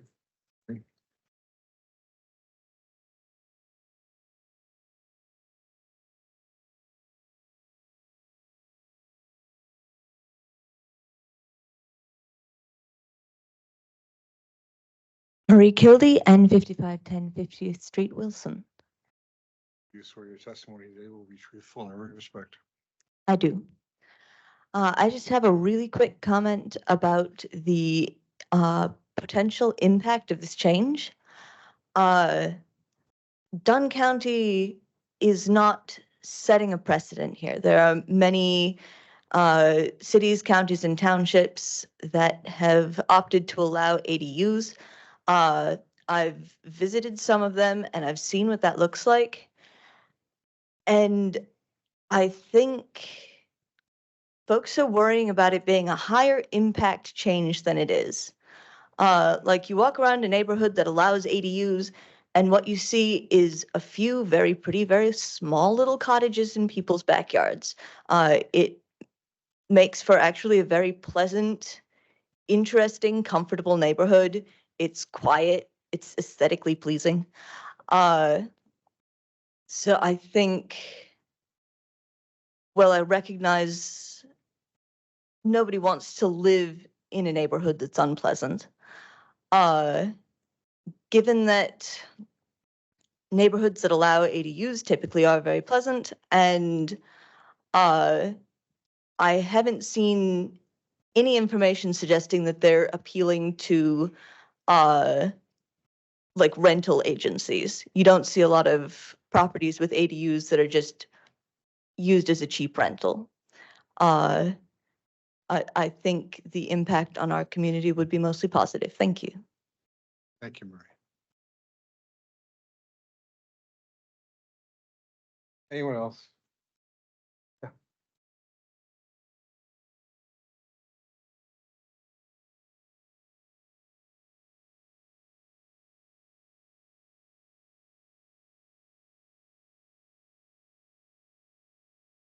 Jerry Murdut, E5905, 803rd Avenue, Menominee, Wisconsin. Swear your testimony today will be truthful in every respect. I do. I wasn't planning on speaking today, but sitting here listening, and I'm from the town of Tainter. I'm on the board. I'm on the planning commission. I'm not speaking for them at this time, but the sentiments that I have are similar for a lot of the members. When you talk about the R1, I have heard a lot of comments today about the need for housing, and I will not deny that. But I have heard very little about the need for good drinking water, and the effects on groundwater when you start increasing the density of populations. And then especially when you're around the lake. And then I hear, well, there's not going to be very many built. Well, then the place to build the additional housing is where there's a municipal septic and well, where you do not impact the groundwater for everybody around you. I guess I still think it should stay out of R1, especially like around Tainter. We've got smaller lots. And I did hear previously at another meeting that we don't know what changes are going to be. But that's also shown out there. We have on Florence Drive, I believe it is, we have lots that are 50 feet wide and probably 100, 150 feet long. And you talk about you don't know what the future brings. Well, when those lots were divided out in the early 1900s, those were people were going out there camping on the weekends. They weren't building a home and having a septic system and a well trying to get on that place. So we also have to look at the future of our groundwater in those neighborhoods. Thank you. Thank you. Anyone else?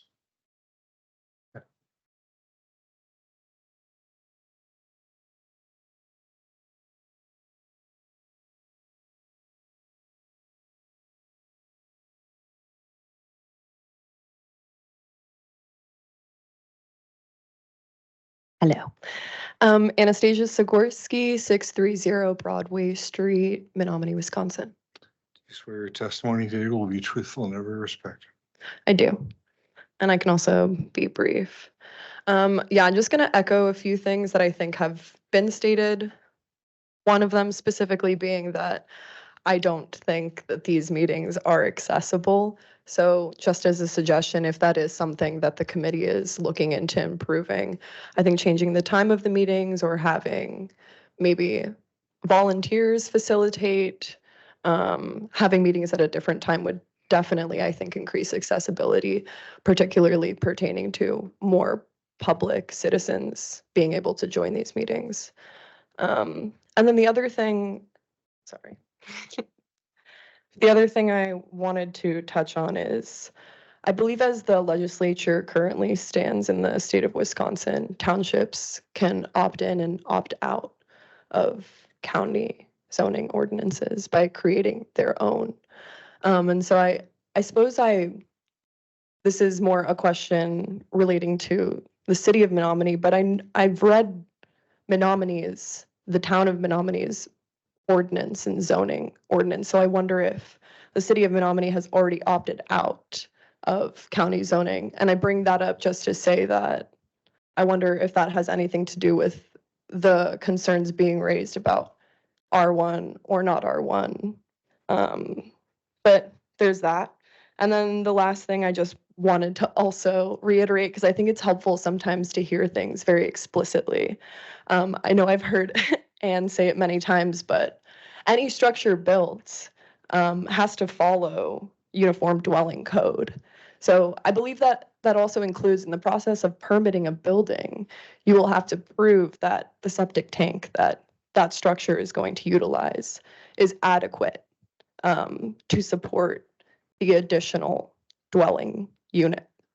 And I bring that up because I think that we've talked a lot in circles, and to be frank, I think that the septic issue that's being raised in regards to the R1 is a bit of a straw man, because I think that septic is a big issue, but if we begin lobbing that together with additional dwellings, neither of those issues are going to be resolved, particularly because you have to prove that your new dwelling will have an adequate septic tank regardless. That's all. Thank you.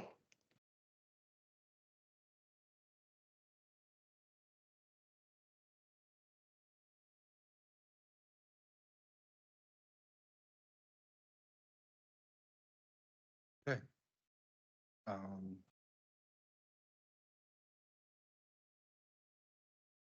So is there any other discussion we want to have inside of the public hearing?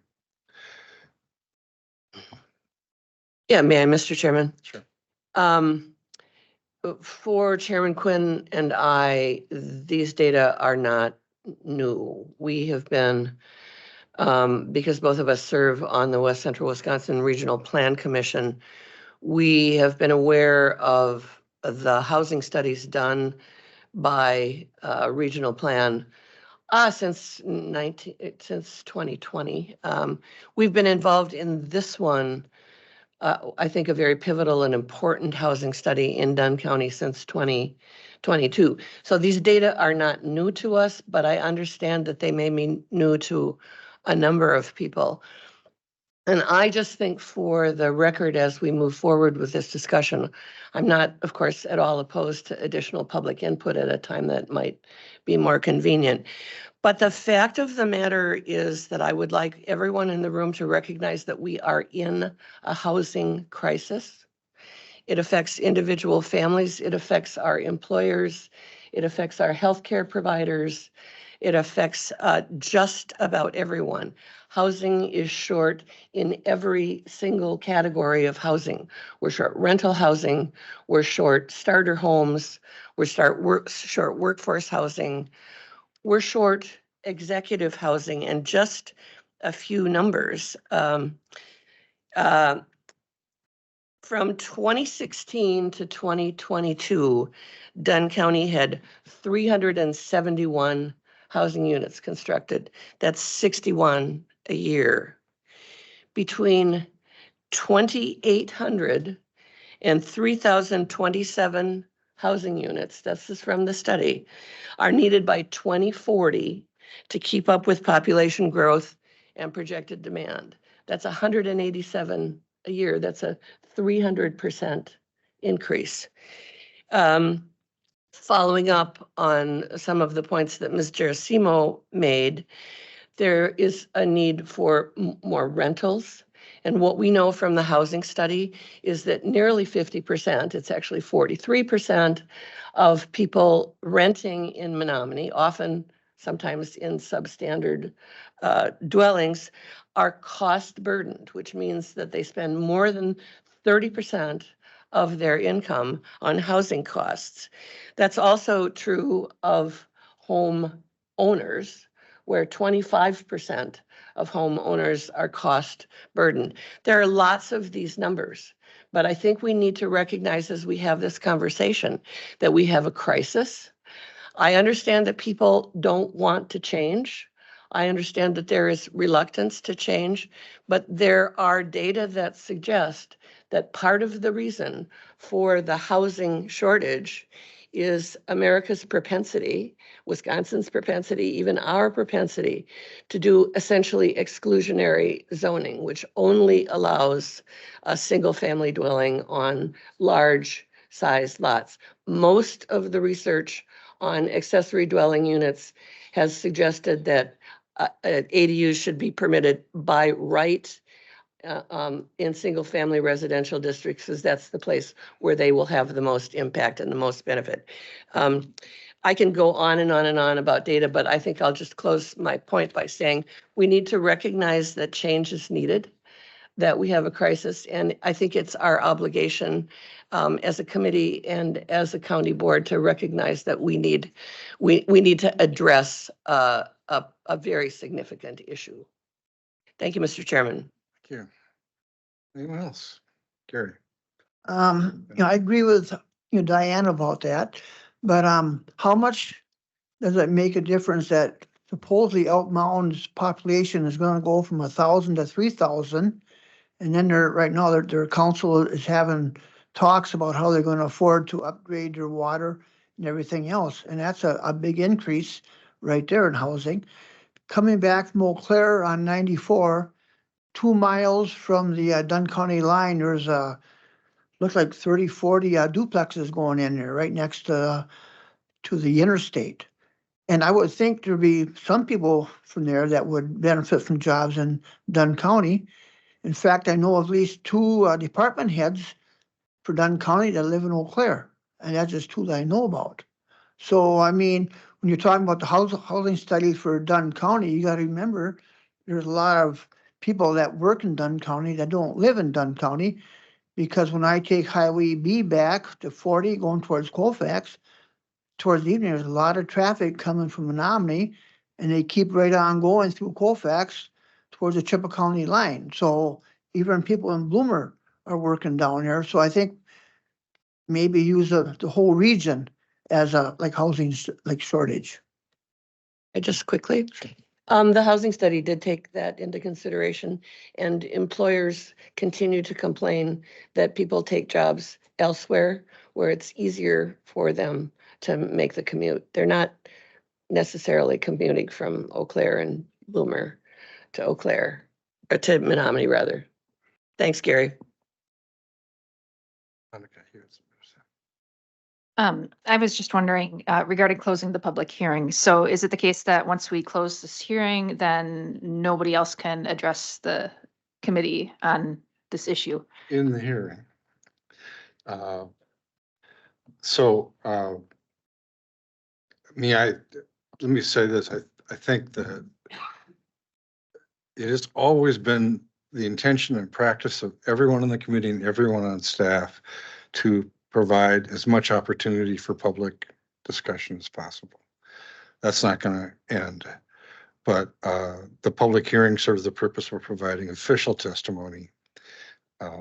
So we can, depending on what we decide going forward, and we've talked about, well, let's see if we could potentially arrange some more informal, not only a public hearing, but informal discussions with towns and other people. I think the idea of having hearings on really important and well considered policies is at a different time than this one is a good idea. We found that to be the case when we debated the Lake Monoman district. That a lot of people wished we had hearings in the evening. So that's good. That's good advice, and I think we should do that. But this doesn't end the discussion. In part, depending upon what we decide how we go forward. And if I can just say one more thing, I think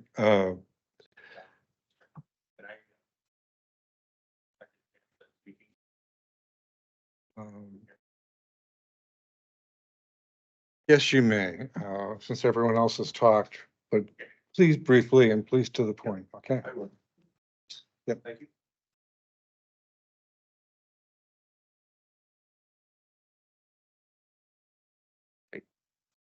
Kent Jackson, N6281, 390th Street, Town of Menominee. You need to swear me in again? Okay. I'll make it brief. I don't want anybody to misconstrue the idea that I don't think there is a housing crisis here, okay? But I think what I'm trying to say is this, is that with the limitations of what towns can do and what the expectations are for what we have signed up for zoning, I think a lot of this is when you're discussing rentals and that type of thing, we don't have the land capacity to put high-rise rentals or multiple family dwellings into our areas. And a lot of people like the R1, that exclusivity, and that's what they expected when they bought that. I think who should be moving forward with this is you should be looking at the city of Menominee itself. They have that municipal well, they have our municipal treatment, or municipal well, municipal treatment. Right now, I think the city of Menominee is really the one that is in the driver's seat to making the affordable housing happen. If they remove some of the restrictions from height limits in the town, building more affordable apartments. They have many districts. I'm gonna have to ask you to Okay. wrap it up. All right. Well, you have lots of rental units in the city. What they need is high-rise apartments and that type of thing. So that's all I had to say. Thank you. And in response to that and the previous question, so the city of Menominee does have its own zoning ordinances by law. And we are not able to change those, but we work closely with them, are working closely with them to try and figure out how to do the very thing that Kent talked about. So that's an ongoing, the county has an ongoing effort to see what can we do about housing in general, all of the aspects of it that were mentioned today. And this is just one element of it that this committee can take on. I also am concerned that we not separate I wish we could, but I don't think it's possible to separate the issue of septic systems from development. No matter how much we say, well, septic systems have to be proven to work, there are innumerable examples around the state of Wisconsin where we've have troubles with septic systems. Some of them are very old. The standards are hard to enforce. It is a real concern for this committee and for our community that we maintain the ability for people who drill a well to get clean water. And septics are related to that, no matter what the law says or it appears to be the case. So are there other comments? Thanks everybody for your patience. Thanks staff for your patience and all of you. Here's what we're gonna do. We're gonna close the hearing and then we're gonna let Heather give her report. And then without objection, we'll move to a discussion about the ordinance and how we want to deal with it. And we'll do that. And that'll involve, do we approve the ordinance and move it on to the county board? Do we propose amendments? Do we take no action and leave it on the table for further development? All those are options we could do, and we'll discuss those after our Register of Deeds gives us her county report and gets back to work. Good morning, everyone. I was getting a lot of work done, so don't fret. I'll wait for Chase to bring up the monthly report. I don't have a lot to share or a lot to add to this, but I wanted to share that I talk a lot about legislation that we monitor and everything.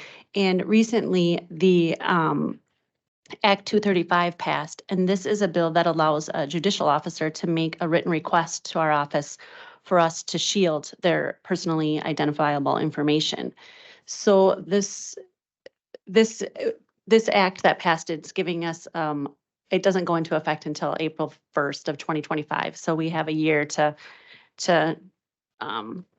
figure out the implementation and the best practices for this. But it is interesting because our records are public, and so when we shield the record, it leaves holes in our indexes and so forth.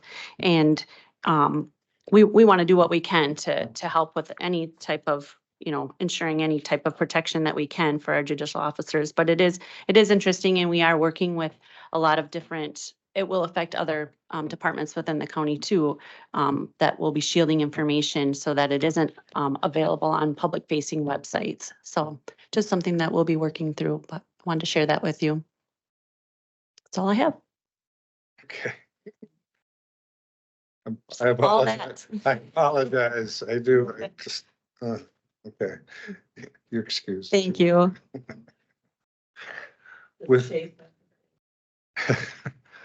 Dave's the guy to stay. He's running the screen. So without objection, then I will hold over the environmental services and the groundhog water ad hoc committee recommendations and move item 9A, which is the discussion of the proposed amendments up to this point. Is there any objection to that? Okay, so we're discussing possible action or next steps on this amendment. Anyone from the committee have any suggestions as to what they would like to address or not address? Michael. I don't know if I have any suggestions of what to address, but there's a lot of stuff to think about today. And it seems like we have totally different types of townships, and we're trying to make it work for all of them with one ordinance, and it's difficult. I know Chase mentioned they're mostly general ag. I know Lucas and Otter Creek there are no R1s there. Sherman, as I just mentioned, so it's difficult to make it so that it works. But as you said, and some other people did, it's really important to take into consideration, especially the town of Tanner and the town of Menominee, because they have probably over 95% of the total R1s in the whole county for the zone townships. So the question is, maybe what do we agree on right now? What can we all agree on? We all agree there's a housing shortage. And but to different extents. And as Diane said, the housing study is available on the county website for those of you that want to read it. So like, I don't have a specific suggestion as to where to start, but it's got to take into account the different townships. Well, let's see if we can agree on something. Yeah. We have heard mostly testimony in, not exclusively, but mostly in favor of this ordinance in general ag. Is there general agreement that that is something that we can agree on? Or I know we don't all have to agree, but is that something that we as a committee want to discuss, whether we want to move on to the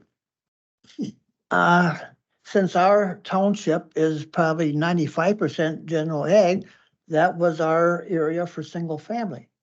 And now to come in and turn it completely upside down, that is a major change. And what I'd like to see if we do move forward is to respect the townships, if they have a 5-acre minimum lot size or a 4-acre minimum lot size, respect that, not try to supersede it. Well, I mean, we can go ahead and say, yep, it's okay, but just like respect each one, could that put the, like you're talking, Mike, if there's different objections from the townships, you know, for different lot size and that would be one way that we just respect their lot size and not try to. talked about that a little bit before. Any more thoughts on that, Christian and basically using what we could use, what the towns could use to sort of supersede the county? So yeah, we touched on it where Dunn County and kind of our land division and stuff has 1-acre minimums. Most of the townships that I saw have 1 acres. There was that one township that had the 5-acre minimum. I think for simplicity's sake, in terms of enforcement and kind of clarity of the ordinance and minimizing or just keeping it a reasonable level, the work our zoning officers have to do when choosing to issue these permits or not.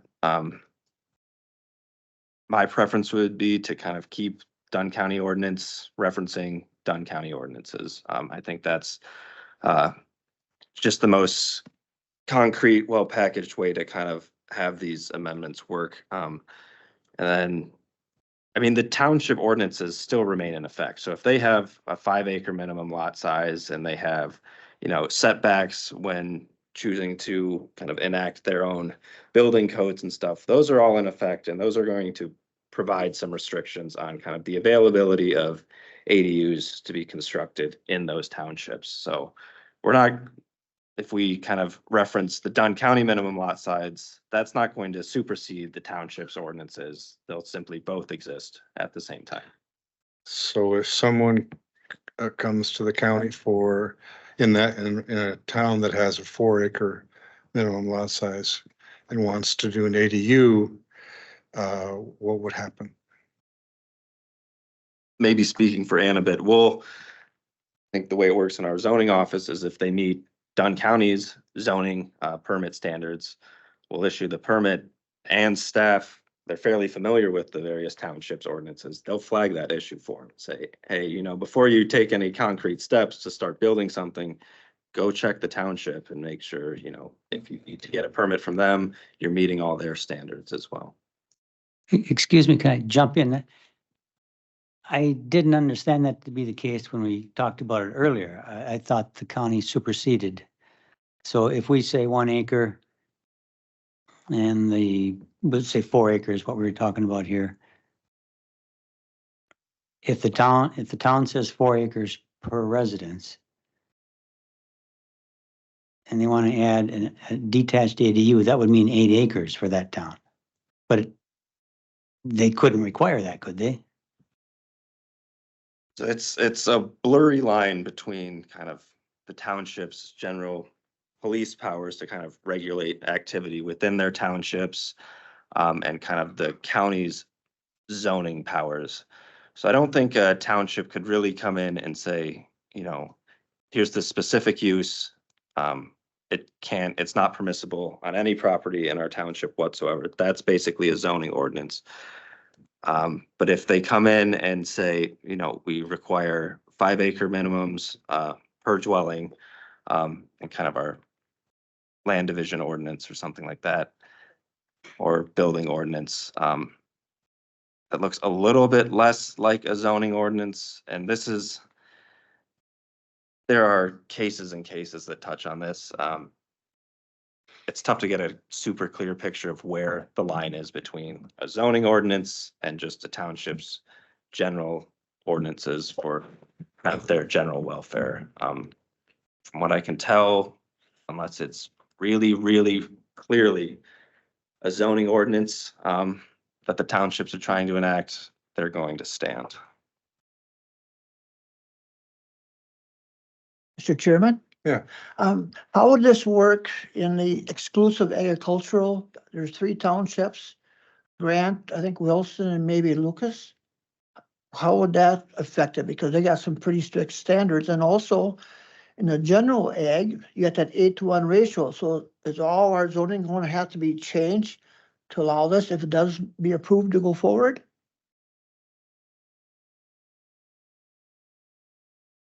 So we're not, the current ordinance changes are not proposing ADUs to be allowed in the exclusive agriculture zones. Okay. But then about the general ag, would that change? Because if they have that, like, 8 acres per like housing, and they put ADU in on that 8 acres, then all of a sudden you went down to 4 acres per lot or per housing. So would that have to be changed? So I did look into this. I can't remember who it was. Someone reached out to me and asked me this question before, and I responded in email. Which, when they brought it up, a red flag was raised for me as well. What I found was that the 1-to-8 ratio applies to residential use. It doesn't apply to number of dwellings. So that 1-to-8, you can have a parcel that's not an outlet. That's considered residential use, every one. Adding another dwelling on there would not supersede that or go against it. It would not need to be changed, essentially. But the total number of housing is limited to the 5. No, 5 for 40? that's Because that's in the exclusive agriculture zone, not general ag. The number of 5 dwellings in the Yeah. 40 acres is not in general ag. Because what I thought was that you could have the 5 homes and a 40 acres. They could be on smaller lots, but then the rest would have a like deed restriction on the other to keep more land open and kind of cluster the housing a little bit. So I think the total was 5 for housing on a 40 acres. Okay, I'm gonna say this in different words. Maybe So that'll help. you can you can do land divisions. You can create up to 4 lots in a 40. If you want to do 5, you have to do a platted subdivision. So by regular, just certified survey map through that process, you can have 4 lots on a 40. If you go to 5, there's a platted subdivision requirement, and that would go through state in a different process. The number of dwellings on a 40 is not limited in general ag. That is not a line in the code. It is limited in the exclusionary ag, primary ag and intensive ag. 8-to-1 density. Okay, I'm confused then because I thought we did have 8-to-1 density in general ag. I can bring up the ordinance too if we want to take a look, but in general ag, it's an 8-to-1 ratio for residential parcels. It's Right, not number of houses. okay. So what Gary was asking wasn't whether we can do it with CSMs or whether we need Oh, I just thought maybe Statewide. that was where he was going. I think it's the 8-to-1. So if you got 40 acres, you could have 5, probably not 5, but 5 1-acre lots. That's what you were talking about, right, Gary, with the rest left over. Now, those are lots, you're saying, those aren't residences. Correct. So currently we couldn't, with what we have right now, we could not have 2 houses on the same parcel. In general ag. You could if the person who owns it is part of a farm family or a And farm worker and all those things, but In general. a general person, no. And, okay. But if we did this, or we did it for general ag, then there would be able to be a detached ADU, and that would not affect the, it's land division. It wouldn't, because it's just a land division. It's not the housing. I guess I don't understand the question.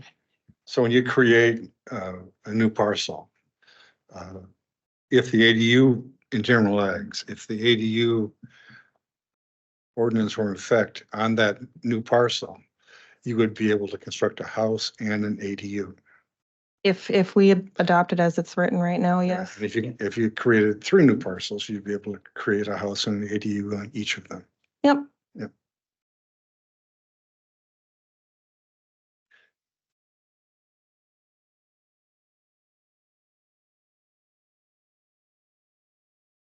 Any other questions on this?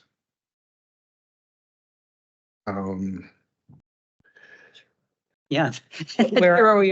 So the question is, Where are we? okay, the question topic so good. is, excuse me. Well, the question is, are we in agreement on permitting ADUs as we've defined in general ag zoning? I am. Just raise your hand, maybe, if you, I don't want to take a formal one if you are. 4? For it, yeah. Or, yeah, I Yeah, think I was gonna say, boy, we made a lot of progress here today. That isn't gonna happen. Okay. So that's something we at least have consensus on.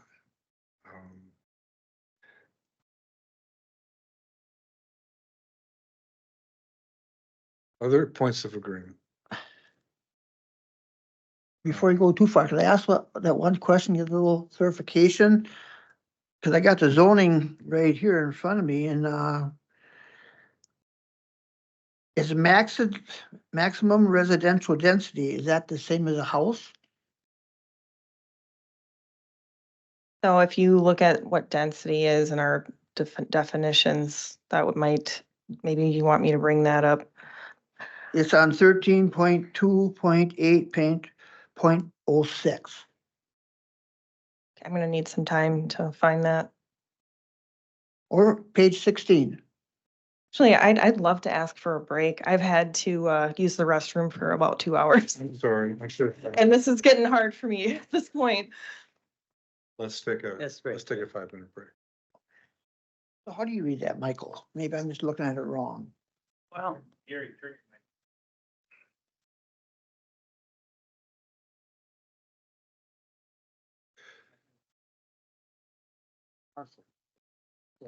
she's saying is, But in a residential, that talking almost like home or not? well, first off, residential parcels. She's talking parcels, Okay, parcel. not residencies. We're gonna go back and look. Bunch of it. I mean, it's all case study, so that's. Fish, are we still recording? Okay, so we're gonna call this meeting back to order.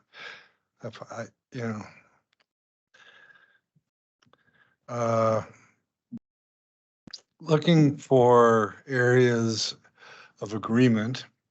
Um, and obviously, the toughest nut to crack is, and the one that we've had the most diversion of opinions about, is using ADUs in residential areas, especially R1. And rather than just sort of go over what the problems are, Diane and I have been talking a little bit about, and a little bit with Ann about, just is there some, because we really need to find a way to come together as a community around these things if they're going to work. There's no way around that.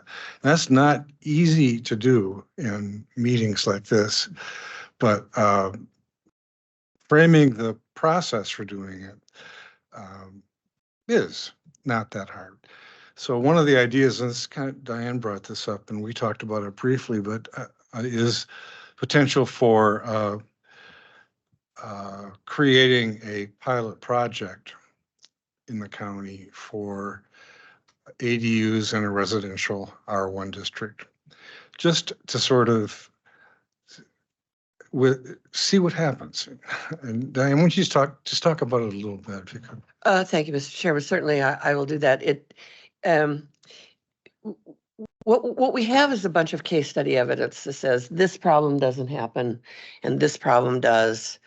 And it just seemed to me that as we struggle with this, it might be helpful. I don't exactly know how to do it, which is why I smile at Ann, because Ann knows how to do everything.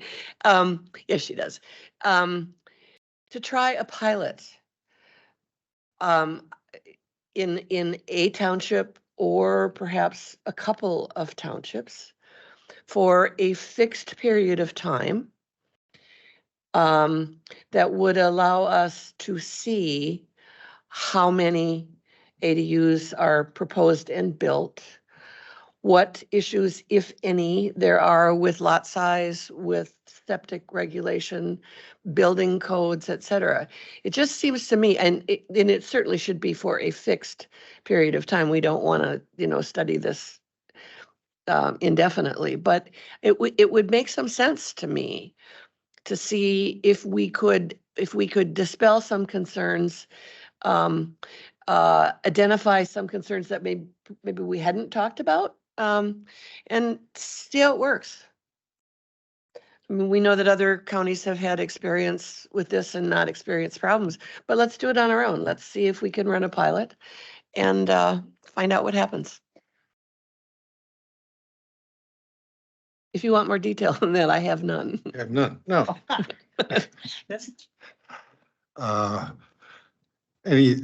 Just before any thoughts from the two of you, staff, about whether or not it would be possible to craft some kind of a project that would meet the smell test as far as government goes? Legally, I don't think there's much of an issue in, adopting an ordinance amendment saying, we will permit and ADUs are allowable for the period from X to Y. I think that's perfectly fine. You have to remember that anything that gets permitted in that window is there to stay. So, I think there are, considerations we need to be careful about. I think our permits usually last 2 years if they start building. So if somebody obtains a permit kind of towards the tail end of that window, but then they haven't actually broken ground on any construction until after the window expires, how the committee would want to handle that. As far as kind of adopting this on a township by township basis, I'll have to look into that a little more. Generally, there's preference in the statutes, at least as it comes to kind of cities adopting their own zoning ordinances for uniformity between the districts. So R1 means R1 no matter where it is. I don't think that same provision exists in the county zoning ordinance requirements, but I would have to double check. Any thoughts by the committee? With something like this, how would we involve the townships? How do we choose the townships? How would we choose or involve the townships? And would it have to be an entire township? Would it be part of it? Or just how would we involve the townships in the choice? That'd be number one. I don't know. I think we have to have would have to obviously think about this. But I imagine it would be some kind of a voluntary choice on their part to opt in. Mr. Chairman, Yeah. I think it would have to be entirely voluntary on the part of the township. I mean, we've had several townships just in the past couple of days say, we support this wholeheartedly. So. Yeah, as you go through that, the townships with R1 don't support it. The townships without R1, some of them do, some of them don't, but that is a weak point. so as I look and listen to testimony and so forth, I've got to be honest, I give more weight to someone that's coming from a real stakeholder. If someone is in a township that has all general ag, and they say, I don't have a problem with it, I'm saying, okay, they're saying no problem for general ag, but I don't take that advice for R1 then from that. So we're back again to the totally different. We could also combine something like that with the 1 acre minimum or not. But those are things that can be combined. I noticed Supervisor Barrier suggested as a compromise, maybe something like lot size last time. I see that as a compromise that might work without even a trial, but for R1. Again, just for the benefit of everyone that's here, Mike, talk about why you think 1 acre would address the question. Well, I said 1 acre because that's what our assistant attorney said 1 acre would be helpful, but I just threw that out. I'll say lot size. I think if we set a lot size that would satisfy the 2 townships that have R1, that would be a compromise that might just go forward. If we could end up with a lot size that would work for basically both of them. Or we can wait and do a trial like you suggested, but I'd kind of like to go and see if we could figure out some way to do a lot size and make it work right now. Because R2 and R3, I don't think we have a problem with. And I think the town of Menominee, I think they would like to be able to have some leeway to say, this over here would be great for an ADU.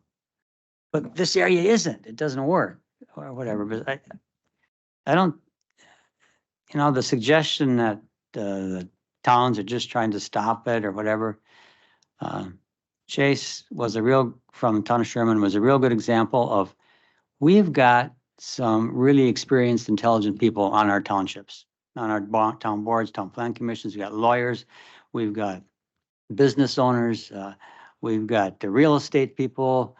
We have people that lived here all their lives. We've got people that have come in and moved in and had great experiences. These people do know what they're doing, and I don't think we can shortchange them. They have a great deal of experience. So we need to include them completely, but I think we can talk, and I don't know, if then you're left, but it might be a good idea somehow to focus on lot size and see if we can get R1 to work. If that would work, we're done. And we need to do it pretty soon, like multiple people said.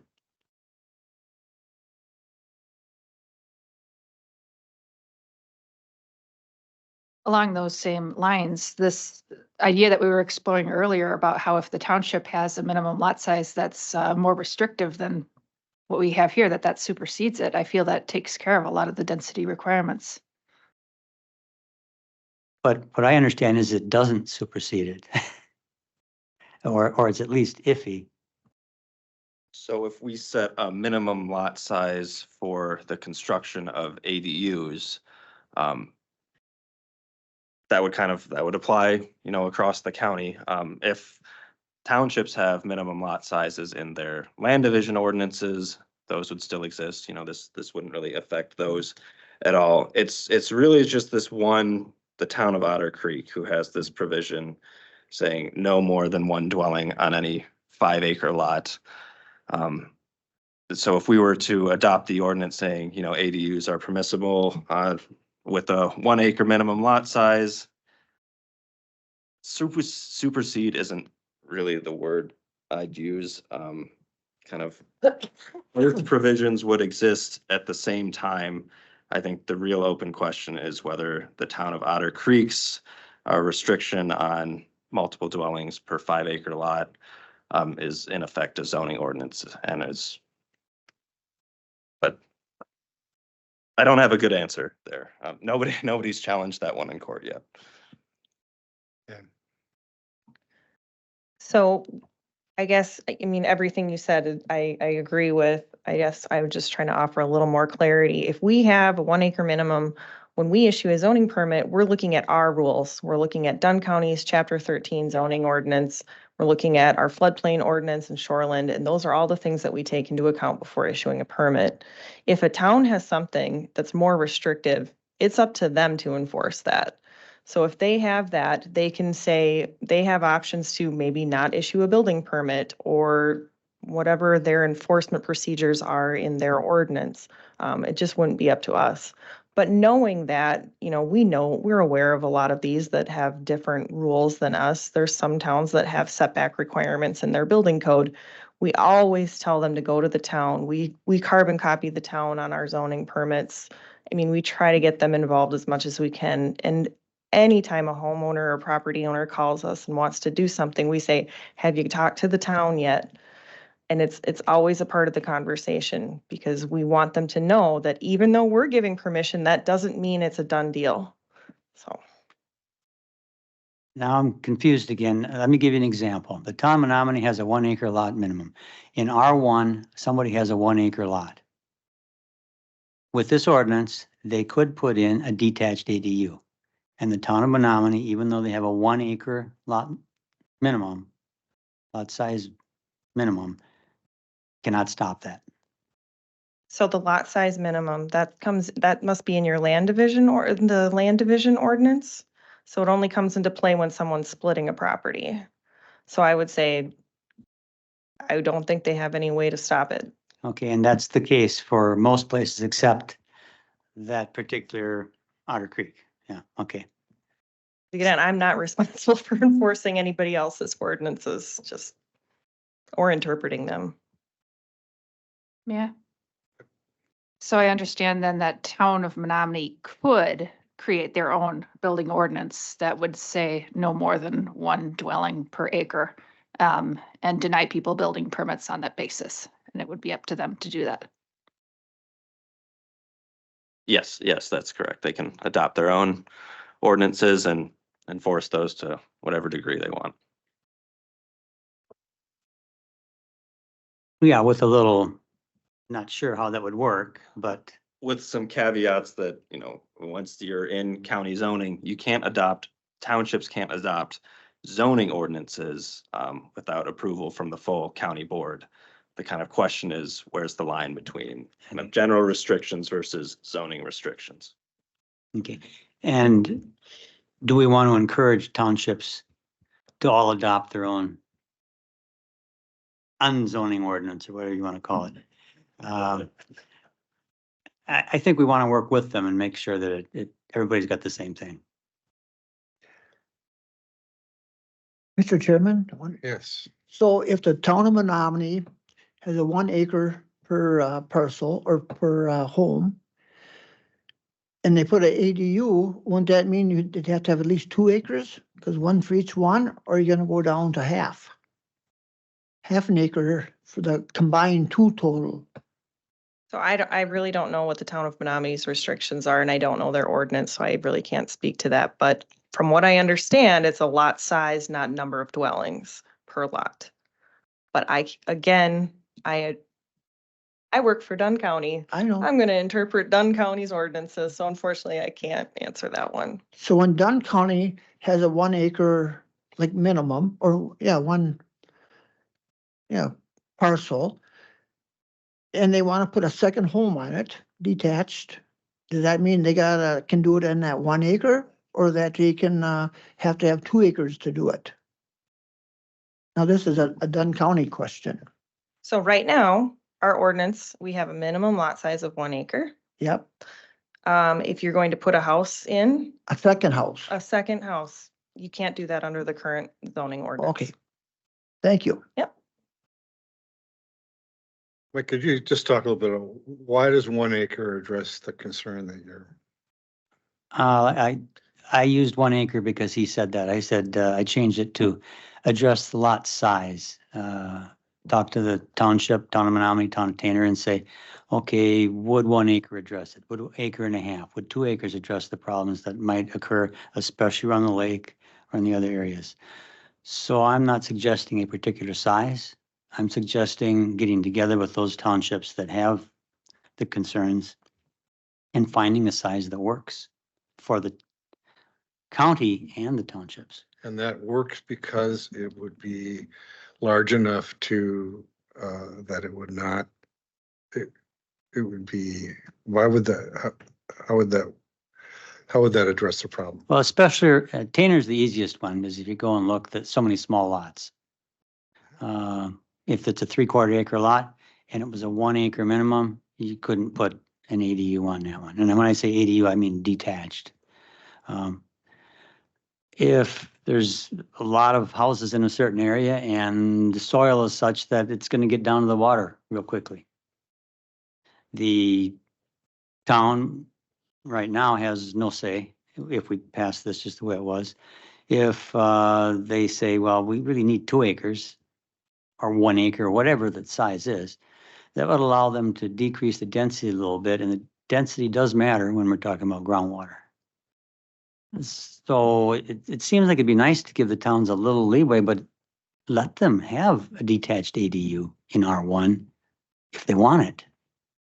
But don't just say it's going to go everywhere, because it's not appropriate everywhere in R1 in those 2 townships.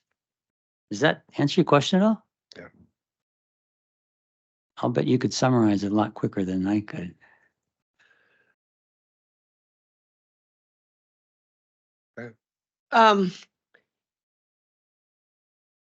If we want more input from at least 3 townships, then we should probably table this discussion for the moment and ask for input.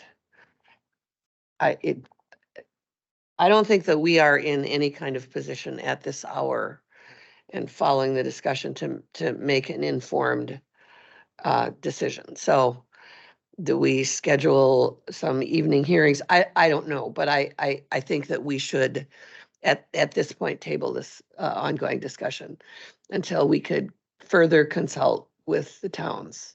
I'm not happy about that, but I am suggesting it. Yeah, I agree. Would it be possible even to meet before, 1 or 2 members of the committee meet and get some ideas, meet with the townships and get some ideas and bring them back for our next meeting for discussion? Would that shorten It it? should be public. Yeah, you're right. Would you say that? It should be public. Not you or I. Yeah, I mean, and do you have thoughts as a planner about how to facilitate that kind of discussion? Yeah, I think we had briefly touched on doing this before. And then I think we had decided that just sending it out to the towns might be enough, but I understand, it's not.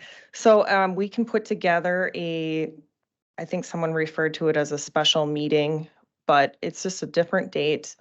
It's a little more organized. We invite the towns, their planning commissions, everyone. We make it at a time that we feel like is going to work better for them to get to an evening meeting, most likely, it sounds like. So I would say it'd have to be open to the public also, but maybe there could be an agenda that's a little bit of a structure to keep that discussion going.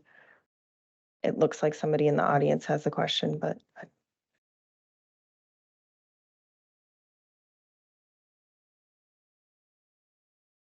it would have to be noticed as a public hearing.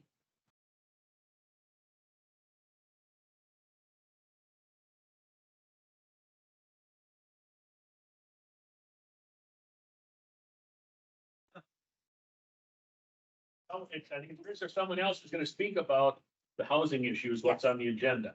So that that may be a good time, if you wanna poll them or something like that, instead of in person, that's already there. And the housing is on the agenda, so I can't think of a better way to discuss it, but that's. Is That that, was my, exact comment is go to a like Dunn County, like unit meeting. Because then you have people from all different townships and you get a really good feedback right there without having to go to every township. As a public meeting, and that would kind of send you in the right direction.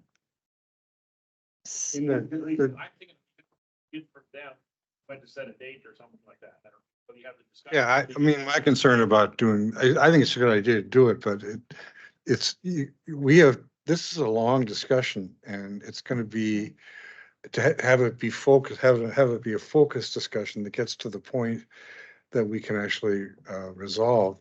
It's gonna be difficult in a meeting that doesn't have a well facilitated opportunity for, I mean, a lot of opinions are going to need to be expressed, and they may not be the best way to reach consensus about something.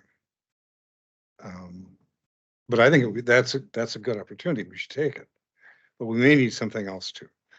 Yeah, I agree. Like that would be a good moment to bring it up. I mean, have the towns be more aware of it, but I think it would also be a good moment to say, we're going to have a separate meeting at the county. Invite everyone, have it structured so that it's answering the questions that you're looking for specifically. And I think we can do that. It's just gonna take a little time and it will have to be noticed in the public as a public notice. So, we can't do it like next meeting. So we'd have to allow for some time for that. And I would also suggest maybe, it be an evening, but not too late. And it will require some skillful facilitation, and I'm sure that can be We can do that. handled. I do believe too, like the housing work group has volunteered to help facilitate something like that. So I think we can do it. I have reservations with the housing work group facilitating that and being able to maintain no bias. Let me be a little better with that. They would be able to get the word out and maybe set some advertising and use public social media and things like that. They would not be setting the agenda or speaking or doing any educating or sharing they would probably be able to be there for their opinion just because they're members of the public, but not running the meeting. Should be our meeting. there would not, I would assume that I would be running Okay, it along okay. with Should Tom be our Quinn. meeting. Yeah, Should be I our- misunderstood you. Yep. I meeting misunderstood you. We'll- Okay. Sure. We'll engage them Yeah. as participants Yeah. and But just to be clear, I am the co-chair of the housing work group. So along with Kristen Corpola. Yeah, I know that, but I'd like to make sure that the two townships with R1 are able to make the meeting, or at least representatives from that. sure.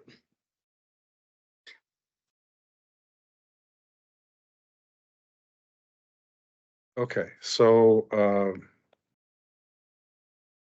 next steps then will be to engage with the towns on some issues that can be potentially resolved to move forward on this. And those would primarily have to do with how we deal with R1 and lot size, but also just in general, and Gary's concerned about the rural areas. So if that's the case, then Diana suggested that we table the discussion. I agree with that. Anybody have a problem with that for now? Okay. Would we, on the, next meeting of the PRND, have something on the agenda to kind of structure that, so we kind of agree on like what questions do we want to answer or what topics we want to really focus on. Give us a couple weeks to think about it, and I Sure. think that would help. Let's do that. And instead of having just a can- couple people make the agenda. Yeah, we can get some idea what the feedback was at the town's meeting and decide how to structure that meeting. Okay. Looks like Anna. Would you like me to put something together before the next meeting, so then maybe you guys can look at it, Sure. make some suggestions, decide what those questions should be, things like that? Okay.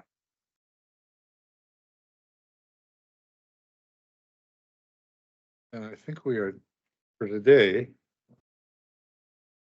done with this discussion. No, done with this discussion, but not with the agenda. Well,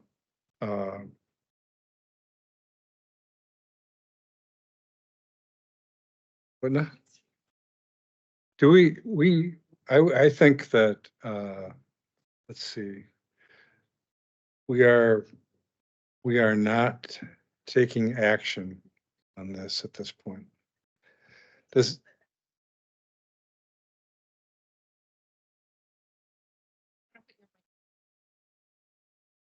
Maybe Christian can help me with this too, but I believe some kind of action needs to be taken. Either you decide that you're going to reopen the hearing again at another meeting date, or continue this discussion at another meeting date before you make your decision. Like, something needs to be decided for the record. Are you sure, Christian, that a motion to table until a set date is inappropriate? No, I didn't say it was inappropriate, just Well, it was mine. somebody has to make a decision, Right, an emotion. that a motion to table could stand. So we could, yep, table this, kind of what we did last time was, I think we just continued the public hearing to another date.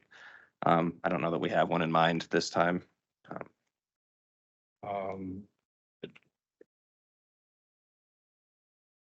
we need to continue that.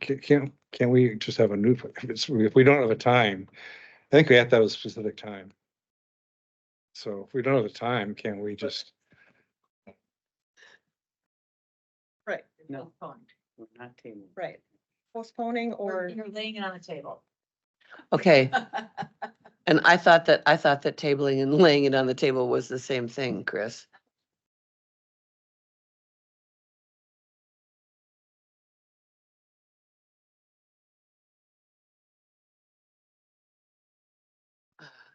what are we laying on the table? Huh? Ahead. The continuing discussion of the zoning ordinance amendments. I want to make a note that we are taking no action today on the ordinance request. And we are laying on the table further discussion of the ordinance. Good. Postpone requires a date, table does not. Right. So, well, and we're not postponing the hearing. The hearing is over. So if we want another hearing, we'll have to schedule a new hearing. Well, there will be, maybe. There wouldn't have to be, I guess, no. Yeah. What? The action that you take to table it or postpone it has to be by motion. So may I move, Mr. Chairman? Yes. Or are we not Probably ready? did, but go ahead. I move that we lay on the table the ongoing discussion about the proposed zoning ordinance amendments until a date to be determined. Is there a second? I'll second that. I'd like to agree with. Jump right in. Supervisor Bjork seconds. Is there a discussion? Oh, come on. Oh, Lord. All in favor, say aye. Aye. We'll say no. Okay, that's what we're gonna do.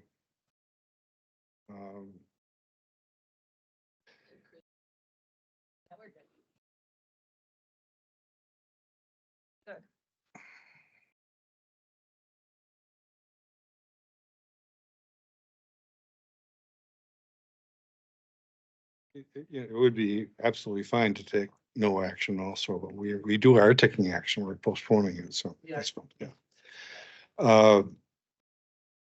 Let's see. Let's go to those staff reports and get those out of the way. So you have Survey Division, Tom Carlson is absent today, but his report is in there. If you have any questions or concerns, we can take it back to him.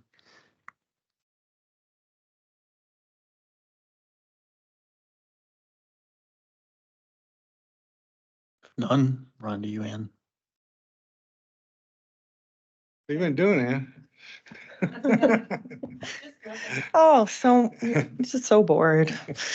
No, we've been pretty busy. Unfortunately, I was so busy that I wasn't able to give this a whole lot of my attention. But we did have a lot of updates in the last month. We are in the hiring process for our program assistant right now, getting really close to finishing that up. We also have our seasonal person coming back, I believe, next week now. She was supposed to come back this week, but some things happened. So, and then we had a Board of Adjustment meeting. There was a variance, and that was ultimately denied. I can speak about that more if you like, but otherwise, we're ready to hit construction season, I think, and Did the board approve the variance? they denied the variance. Yeah. Okay. Oh, I had one thing. Can I add one thing? The Board of Adjustment is looking for one full-time member and 2 alternates at this time. We have one person kind of serving as an alternate right now, but they're really wanting to be done. So that's open. If you know anyone, Kelly McCullough is the person who appoints that position. They can also get in contact with me and I can connect them with Kelly too.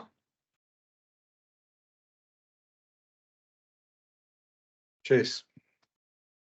Well, my report was included in the packet. I guess big things within the report are just typical standard stuff that we do every year. Apply for our grant through Department of Ag, Trade and Consumer Protection. It helps fund portions of our staff, but also provides cost share funds, annual cost share funds through our soil and water resource management program. Beyond that, construction season started. The rain set us back a little bit here, but we needed the rain too. And other than that, I'd be happy to answer any questions that you might have. Any questions for Chase? Okay. The only other item is just something that I put on the agenda, and Monica and I talked about it, was Tom? There is a groundwater ad hoc committee report. Oh, I'm sorry. God, I always do that to you. 6B. It's okay. Continually do that to you. Go ahead.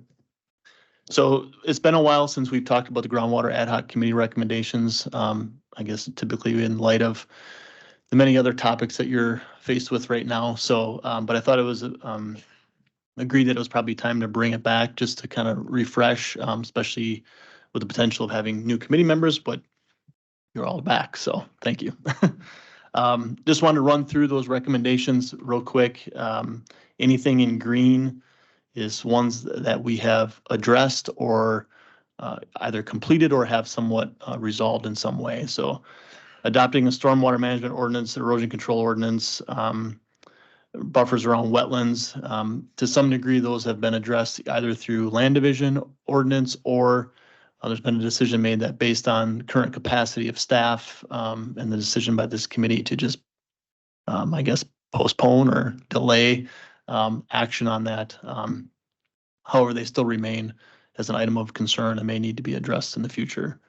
The items in yellow are things that are ongoing. So there are a few things to call out there, in particular related to establish a county initiative to support agricultural diversity as an economic development and water quality strategy. That's a lot to think about and where we go with that. Currently, there is a formal yet informal Red Cedar Learning Hub is the, I guess, the standing title of it right now.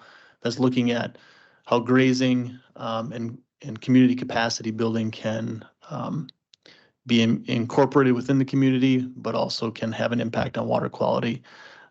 There is the potential for some overlap with the county's comprehensive plan and the update there, and how these two things that are somewhat happening simultaneously can collaborate together with some suggestions or some talking points. So that's continuing. Eventually here, would probably in the next couple months, Travis Dreyer within our office, he's our nutrient management specialist, will probably come and give a quick report like he has in the past regarding nutrient management planning and coverage in the county and where we sit with our percent coverage. He's spoken in the past about the reality of achieving 100% nutrient management plan coverage as this recommendation suggests. So we'll address that again in a couple months or once we kind of have data tallied. Another thing just to talk about, we have finished the last year's 2023 and reporting, which you've all have heard through County Board, of the private well monitoring program. We are continuing that again this year. We have about 240 wells have already, landowners have already signed up. We have about a 40+ waiting list for people that are still interested. So we will continue that and try to work through any waiting list people as we have funds for. The other part of this that the recommendations talk about is the outreach program regarding water quality.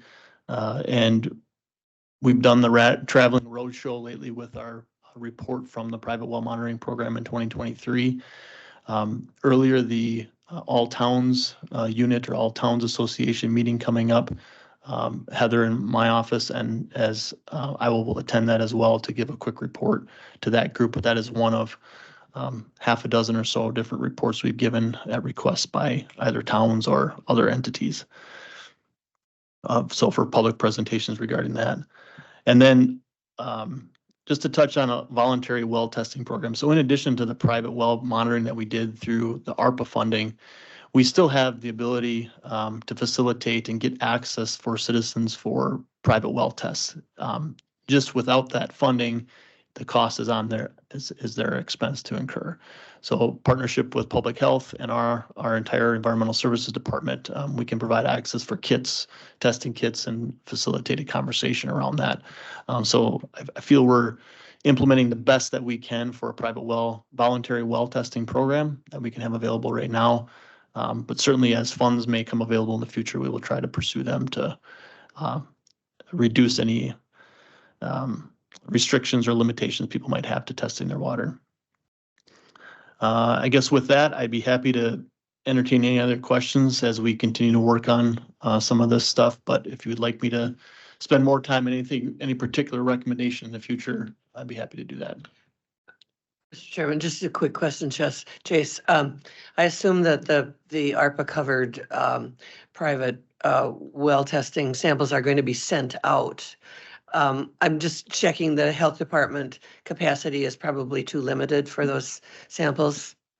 Yeah, the current samples that we are, I guess, have with remaining ARPA funds, so it's about $28,000, 240 samples. We are partnering with Eau Claire Public Health Department to facilitate the testing there. I would envision in the future, if our local health department can build that capacity as they intend to do some sampling, we would certainly encourage that. But on a large batch of things, we're going to not burden them with that. Yeah, that's sensible. Thank you for answering. Chase, could you in the near future give a little report about that land that Supervisor Bauer was talking about? I was not aware of that down there. I thought he was talking about the Red Cedar River and the land down there, but it was on the Chippewa River, and that's real close to Pepin County, which you maybe have a little more history and just a short report of what it is and what the, just a little more information. Yeah, it's my understanding that based on comments today from Supervisor Bauer, that I would be looking for putting that on the agenda for discussion with Okay. the approval of the committee chair. But certainly at that point in time, I would give a report on what I know on that property. Thank you. Yep. Anything else?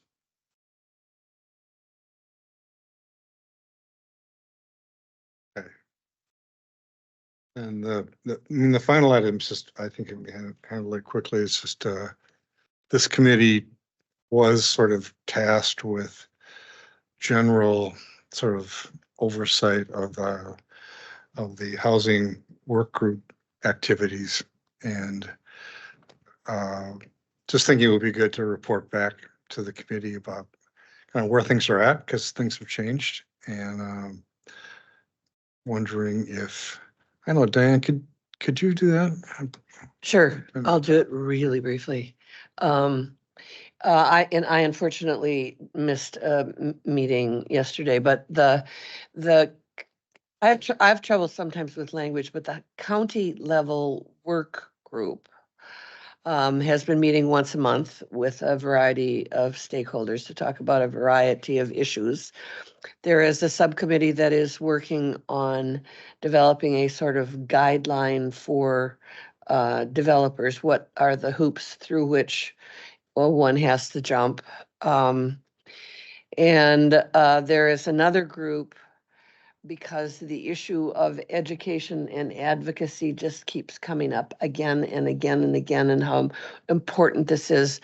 The education and advocacy group has, or more appropriately, the Housing Action Team, the Health Done Right Housing Action Team, has agreed to merge with the Education and Advocacy Committee so that there are, multiple sectors, if you will, involved in moving this discussion forward.